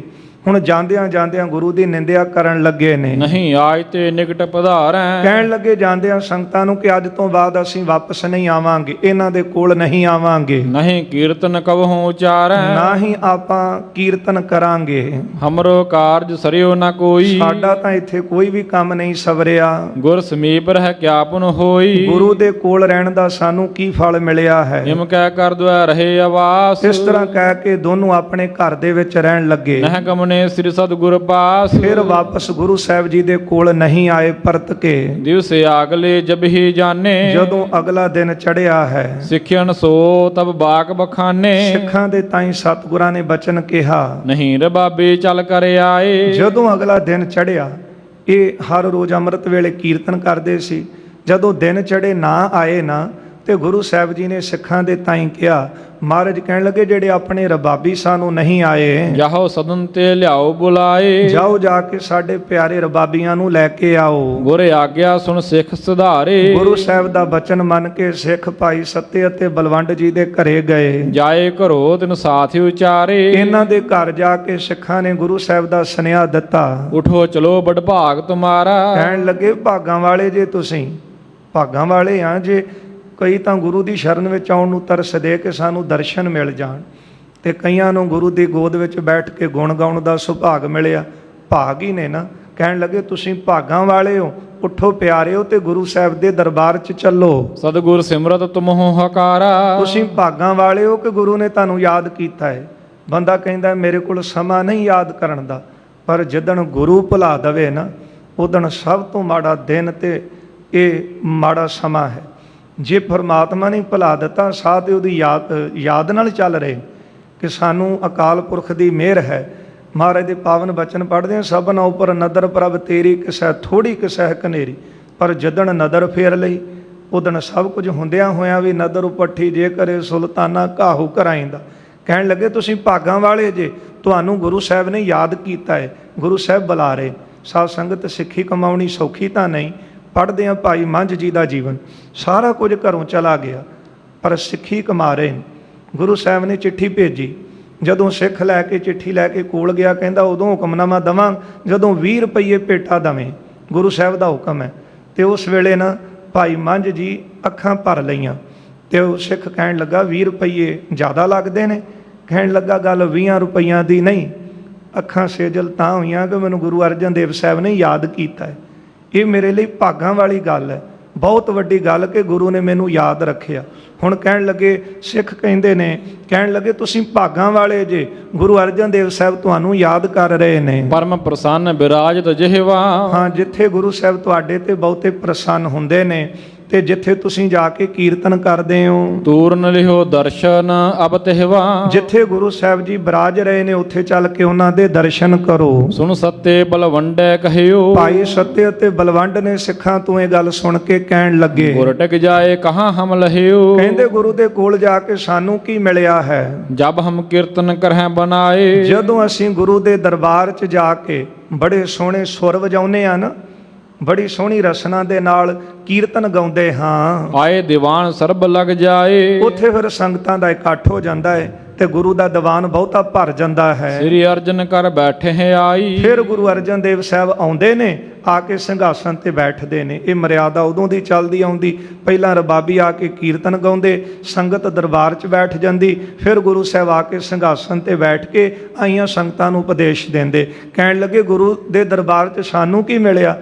ਅਸੀਂ ਕੀਰਤਨ ਕਰਦੇ ਹਾਂ। ਫਿਰ ਸੰਗਤਾਂ ਆਉਂਦੀਆਂ ਨੇ, ਦਰਬਾਰ ਭਰ ਜਾਂਦਾ ਹੈ, ਫਿਰ ਗੁਰੂ ਸਾਹਿਬ ਆ ਕੇ ਬੈਠਦੇ ਨੇ। ਗੁਰੂ ਗੁਰੂ ਕਹਿ ਸਭ ਲਗ ਪਾਈ। ਤੇ ਸਾਰੇ ਫਿਰ ਗੁਰੂ ਗੁਰੂ ਜਪਦਿਆਂ ਚਰਨੀ ਪੈ ਜਾਂਦੇ ਹਨ। ਅਨੇਕ ਉਪਾਇਨ ਆਣ ਚੜਾਵਾ। ਬੜੀ ਕੀਮਤੀ ਭੇਟਾਵਾਂ ਗੁਰੂ ਅਰਜਨ ਦੇਵ ਸਾਹਿਬ ਦੇ ਅੱਗੇ ਚੜ੍ਹਦੀਆਂ ਨੇ। ਹੇਰ ਹੇਰ ਕਰ ਸਜਾਸੇ ਅਲਾਵਾ। ਗੁਰੂ ਸਾਹਿਬ ਨੂੰ ਦੇਖ ਦੇਖ ਕੇ ਸਾਰੇ ਗੁਰੂ ਦਾ ਜਸ ਗਾਉਂਦੇ ਹਨ। ਗੁਰਤਾ ਗਾਦੀ ਕੋ ਹਮ ਮੂਲਾਨੈ। ਕਹਿਣ ਲੱਗੇ ਗੁਰਤਾ ਗਾਦੀ ਕੋ ਹਮ ਮੂਲ, ਕਿ ਅਸੀਂ ਗੁਰਤਾ ਗੱਦੀ ਦੇ ਮੂਲ ਹਾਂ। ਭਾਵ ਕਿ ਸਾਡੇ ਕਰਕੇ ਗੁਰੂ ਦੀ ਗੱਦੀ ਚੱਲ ਰਹੀ। ਇਹ ਤਾਂ ਗੁਰੂ ਕਿਰਪਾ ਕਰੇ, ਚੰਗੀ ਮੱਤ ਮਾਲਕ ਦਵੇ। ਮਨ ਵਿੱਚ ਇੰਨਾ ਮਾਣ ਭਰ ਗਿਆ, ਕਹਿਣ ਲੱਗੇ ਅਸੀਂ ਮੂਲ ਹਾਂ ਤੇ ਗੁਰਤਾ ਗੱਦੀ ਸਾਡੇ ਲਈ, ਸਾਡੇ ਕਰਕੇ ਚੱਲ ਰਹੀ ਹੈ। ਨਹਿ ਜਬ ਜਾਏ ਹੋਏ ਪ੍ਰਤਕੂਲ। ਜਦੋਂ ਅਸੀਂ ਨਾ ਜਾਵਾਂਗੇ ਤੇ ਫਿਰ ਸਾਰਾ ਕੁਝ ਹੀ ਉਲਟ ਹੋ ਜਾਵੇਗਾ। ਤਿਨ ਕੋ ਗੁਰੂ ਨਾ ਕਹਿ ਹੈ ਕੋਏ। ਕਿਹਨੇ ਆ ਕੇ ਇਹਨਾਂ ਨੂੰ ਪੁੱਛਣਾ ਹੈ? ਕਿਹਨੇ ਆ ਕੇ ਇਹਨਾਂ ਨੂੰ ਗੁਰੂ ਗੁਰੂ ਕਹਿਣਾ ਹੈ? ਧਨ ਕੀ ਪੂਜਾ ਕਿਤ ਤੇ ਹੋਏ। ਫਿਰ ਧਨ ਕਿੱਥੋਂ ਆਵੇਗਾ? ਅਸੀਂ ਕੀਰਤਨ ਗਾਈਏ, ਦਰਬਾਰ ਭਰੇ, ਫਿਰ ਸੰਗਤ ਆ ਕੇ ਗੁਰੂ ਸਾਹਿਬ ਨੂੰ ਮੱਥਾ ਟੇਕਦੀ, ਫਿਰ ਧਨ ਚੜ੍ਹਦਾ ਹੈ। ਜੇ ਅਸੀਂ ਨਾ ਗਏ, ਕੀਰਤਨ ਨਾ ਕੀਤਾ, ਸਾਰਿਆਂ ਨੇ ਉਲਟ ਹੋ ਜਾਣਾ। ਫਿਰ ਪੈਸਾ ਕਿੱਥੋਂ ਆਵੇਗਾ? ਧਨ ਕਿੱਥੋਂ ਚੜ੍ਹੇਗਾ? ਹਮ ਬਿਨ ਬੈਠਿਓ ਰਹੇ ਏਕਾਕੀ। ਸਾਡੇ ਤੋਂ ਬਿਨਾਂ ਗੁਰੂ ਨੇ ਇਕੱਲਿਆਂ ਬੈਠੇ ਰਹਿਣਾ ਹੈ। ਮਹਿਮਾ ਸਕਲ ਜਾਏ ਹੈ ਤਾਂ ਕੀ। ਫਿਰ ਇਹਨਾਂ ਦੀ ਮਹਿਮਾ ਸਾਰੀ ਘਟ ਜਾਵੇਗੀ। ਸੁਣਤ ਸਿੱਖ ਨੇ ਪੁਣ ਸਮਝਾਏ। ਜਦੋਂ ਸਿੱਖਾਂ ਨੇ ਇਹਨਾਂ ਪਾਸੋਂ ਇਹ ਗੱਲ ਸੁਣੀ ਤੇ ਫਿਰ ਸਿੱਖਾਂ ਨੇ ਇਹਨਾਂ ਨੂੰ ਸਮਝਾਇਆ। ਸਮਤ ਵਿਸਾਰ ਕਹਾਂ ਗਰਬਾਏ। ਕਹਿਣ ਲੱਗੇ ਮਤ ਭੁਲਾ ਦਿੱਤੀ ਚੰਗੀ ਤੁਸੀਂ, ਕਿਹੜੀ ਗੱਲ ਦਾ ਤੁਹਾਨੂੰ ਮਾਣ ਹੋ ਗਿਆ? ਕਿਆ ਅਣਬਣ ਬੋਲੋ ਮੁਖਬਾਨੀ। ਆਪਣੇ ਮੂੰਹੋਂ ਕੀ ਅਣਬਣ ਜੀਆਂ ਗੱਲਾਂ, ਊਟ ਪਟੰਗ ਜੀਆਂ ਗੱਲਾਂ ਕਹਿ ਰਹੇ ਹੋ। ਕਹਿ ਬਾਵਰ ਕਹਿ ਜਿਮ ਪਾ ਮਦ ਪਾਨੀ। ਜਿੱਦਾਂ ਮੱਤ ਮਾਰੀ ਗਈ ਹੁੰਦੀ, ਜਿੱਦਾਂ ਤੁਸੀਂ ਕਮਲੇ ਹੋ ਗਏ ਹੁੰਨੇ ਹੋ। ਤੁਮ ਸਤਿਗੁਰ ਤੇ ਸ਼ੋਭੋ ਭਲੇ। ਤੁਸੀਂ ਤਾਂ ਗੁਰੂ ਕਰਕੇ ਸ਼ੋਭਾ ਪਾ ਰਹੇ ਹੋ। ਗੁਰੂ ਮਹਾਨ ਹੈ ਨਾ, ਤੇ ਗੁਰੂ ਦੇ ਚਰਨਾਂ 'ਚ ਬੈਠ ਕੇ ਗੁਣ ਗਾਉਂਦੇ ਹੋ। ਤੇ ਗੁਣ ਗਾਉਣ ਦੀ ਦਾਤ ਤਾਂ ਗੁਰੂ ਨੇ ਦਿੱਤੀ ਹੈ। ਜਦੋਂ ਗੁਰੂ ਦੇ ਦਰਬਾਰ 'ਚ ਆ ਕੇ ਬਹਿੰਦੇ ਹੋ ਤੇ ਤੁਸੀਂ ਤਾਂ ਸਤਿਕਾਰੇ ਜਾਂਦੇ ਹੋ। ਕਰਹੁ ਕੀਰਤਨ ਤਿਨ ਕੋ ਮਿਲੇ। ਫਿਰ ਕੀਰਤਨ ਕਰਦੇ ਹੋ ਤੇ ਗੁਰੂ ਸਾਹਿਬ ਤੋਂ ਬਖਸ਼ਿਸ਼ਾਂ ਤੁਹਾਨੂੰ ਮਿਲਦੀਆਂ ਨੇ। ਜਗਤ ਵਿਖਿਆ ਤੁਮਰੀ ਵਡਿਆਈ। ਸੰਸਾਰ ਵਿੱਚ ਤੁਹਾਡੀ ਵਡਿਆਈ ਹੁੰਦੀ। ਤੇ ਵਡਿਆਈ ਕਿਉਂ ਹੈ? ਸਿੱਖ ਕਹਿੰਦੇ ਗੁਰੂ ਕੇ ਕੀਰਤਨੀਏ ਨੇ, ਗੁਰੂ ਕਾ ਜਸ ਗਾਉਣ ਵਾਲੇ, ਗੁਰੂ ਦੇ ਵਜ਼ੀਰ ਨੇ ਜੀ, ਇਹਨਾਂ ਦਾ ਸਨਮਾਨ ਕਰੋ। ਤੇ ਤਾਂ ਤੁਹਾਨੂੰ ਮਾਣ ਸਤਿਕਾਰ ਦੁਨੀਆ ਦੇ ਰਹੀ ਹੈ। ਬਾਹਰੋ ਦਰਬ ਲਿਹੋ ਸਮੁਦਾਈ। ਫਿਰ ਮਹਾਰਾਜ ਦੇ ਕੋਲੋਂ ਤੁਸੀਂ ਬਹੁਤਾ ਧਨ ਲੈਨੇ ਹੋ। ਉਠੋ ਚਲੋ ਮਾਨੋ ਬਚ ਮੇਰਾ। ਸਾਡਾ ਬਚਨ ਮੰਨੋ, ਉਠੋ ਤੇ ਗੁਰੂ ਅਰਜਨ ਦੇਵ ਸਾਹਿਬ ਦੇ ਦਰਬਾਰ 'ਚ ਚੱਲੋ। ਤੁਮ ਪਰ ਗੁਰੂ ਪ੍ਰਸੰਨ ਕਨੇਰਾ। ਤੁਹਾਡੇ ਉੱਤੇ ਗੁਰੂ ਅਰਜਨ ਦੇਵ ਸਾਹਿਬ ਦੀ ਬਹੁਤੀ ਕਿਰਪਾ ਹੈ, ਤਾਂ ਮਹਾਰਾਜ ਤੁਹਾਨੂੰ ਸੱਦ ਰਹੇ ਨੇ ਨਾ। ਤੁਹਾਡੇ ਤੇ ਕਿਰਪਾ ਹੈ, ਚੱਲੋ ਗੁਰੂ ਦੇ ਦਰਬਾਰ 'ਚ। ਇਸ ਪ੍ਰਕਾਰ ਸਿੱਖ ਕਹਿ ਬੋਹਾਰਿਓ। ਇਸ ਤਰ੍ਹਾਂ ਸਿੱਖ ਨੇ ਬਹੁਤ ਸਮਝਾਇਆ ਪਰ ਸਮਝਾ ਕੇ ਉਹ ਸਿੱਖ ਹਾਰ ਗਿਆ। ਨਹੀਂ ਚਲਨ ਕੋ ਮੂੜ ਉਚਾਰਿਓ, ਮਨ ਦੀ ਮਤ ਉਲਟੀ ਸੀ, ਮਤ ਮਾਰੀ, ਉਸ ਵੇਲੇ ਚੱਲਣ ਲਈ ਤਿਆਰ ਨਾ ਹੋਏ। ਜਾਏ ਗੁਰੂ ਕੇ ਨਿਕਟ ਉਚਾਰੇ, ਉਹ ਗੁਰੂ ਕਾ ਸਿੱਖ ਵਾਪਸ ਮੁੜ ਆਇਆ। ਉਹਨੇ ਆ ਕੇ ਗੁਰੂ ਅਰਜਨ ਦੇਵ ਸਾਹਿਬ ਜੀ ਨੂੰ ਸਾਰੀ ਗੱਲ ਦੱਸੀ ਹੈ। ਨਹਿ ਆਵਤ ਬਿਨ ਮਤ ਹੰਕਾਰੇ, ਕਹਿਣ ਲੱਗੇ ਮਹਾਰਾਜ ਮਤ ਉਲਟੀ ਹੋ ਗਈ, ਵੱਡਾ ਹੰਕਾਰ ਮਨ ਵਿੱਚ ਭਰ ਗਿਆ ਹੈ, ਆਉਣ ਨੂੰ ਤਿਆਰ ਨਹੀਂ ਹੋ ਰਹੇ। ਪਰ ਗੁਰੂ ਅਰਜਨ ਦੇਵ ਸਾਹਿਬ ਨਿਮਰਤਾ ਦੀ ਪੁੰਜ ਸਤਿਗੁਰੂ ਮਹਾਰਾਜ ਕਹਿਣਗੇ ਅਸੀਂ ਆਪ ਚੱਲਦੇ ਹਾਂ, ਇਹਨਾਂ ਨੂੰ ਜਾ ਕੇ ਅਸੀਂ ਆਪ ਮਨਾ ਕੇ ਲਿਆਉਂਦੇ ਹਾਂ ਜੇ ਨਿਰਾਸ਼ ਹੋ ਗਏ ਨੇ। ਉਸ ਵੇਲੇ ਬਹੁਤਾ ਮਾਣ ਭਰਿਆ ਹੋਇਆ ਅੰਦਰ ਕਹਿਣਗੇ ਗੁਰੂ ਨਾਨਕ ਸਾਹਿਬ ਵੀ ਤਾਂ ਸਤਿਕਾਰੇ ਗਏ ਜੇ ਸਾਡੀ ਜਾਤੀ ਦੇ ਭਾਈ ਮਰਦਾਨਾ ਜੀ ਨਾਲ ਸਨ। ਜਦੋਂ ਵੱਡੇ ਗੁਰੂ ਸਾਹਿਬਾਨਾਂ ਦੀ ਨਿੰਦਾ ਕੰਨੀ ਪਈ, ਉਦੋਂ ਫਿਰ ਗੁਰੂ ਸਾਹਿਬ ਨੇ ਬਚਨ ਕਿਹਾ ਕਿ ਤੁਸੀਂ ਫਿੱਟ ਗਏ ਹੋ। ਫਿਰ ਗੁਰੂ ਦੇ ਬਚਨਾਂ ਸਦਕਾ ਜੋ ਅੱਗੇ ਹਾਲਾਤ ਹੋਏ ਉਹ ਆਪਾਂ ਪ੍ਰਸੰਗ 'ਚ ਸਰਵਣ ਕਰਾਂਗੇ। ਫਿਰ ਕਿਸ ਤਰ੍ਹਾਂ ਭਾਈ ਲੱਧਾ ਜੀ ਨੇ ਇਹਨਾਂ ਨੂੰ ਬਖਸ਼ਾਇਆ ਸੀ, ਇਹ ਵਿਚਾਰ ਆਪਾਂ ਕੱਲ੍ਹ ਦੇ ਦੀਵਾਨਾਂ 'ਚ ਸਰਵਣ ਕਰਾਂਗੇ ਜੀ। ਹੋਈਆਂ ਭੁੱਲਾਂ ਚੁੱਕਾਂ ਦੀ ਖਿਮਾ ਕਰ ਦੇਣੀ, ਅੱਗੇ ਵਾਸਤੇ ਅਸੀਸ ਦੇਣੀ, ਗੁਰੂ ਕਾ ਜਸ ਗਾਉਣ ਦੀ, ਜਸ ਕਰਨ ਦੀ ਜਾਚ ਆਵੇ। ਆਓ ਦੋ ਪੰਕਤੀਆਂ ਖੀਲੀਆਂ ਸਰਵਣ ਕਰੀਏ। ਇੱਥੇ ਸਮਾਪਤੀ ਹੈ ਜੀ। ਇਸ ਪ੍ਰਕਾਰ ਸਿਖ ਕਹਿ ਬੋਹਾਰਿਓ, ਨਹੀਂ ਚਲਨ ਕੋ ਮੂੜ ਉਚਾਰਿਓ। ਜਾਏ ਗੁਰੂ ਕੇ ਨਿਕਟ ਉਚਾਰੇ, ਨਹਿ ਆਵਤ ਬਿਨ ਮਤ ਹੰਕਾਰੇ। ਵਾਹਿਗੁਰੂ ਜੀ ਕਾ ਖਾਲਸਾ, ਵਾਹਿਗੁਰੂ ਜੀ ਕੀ ਫਤਿਹ।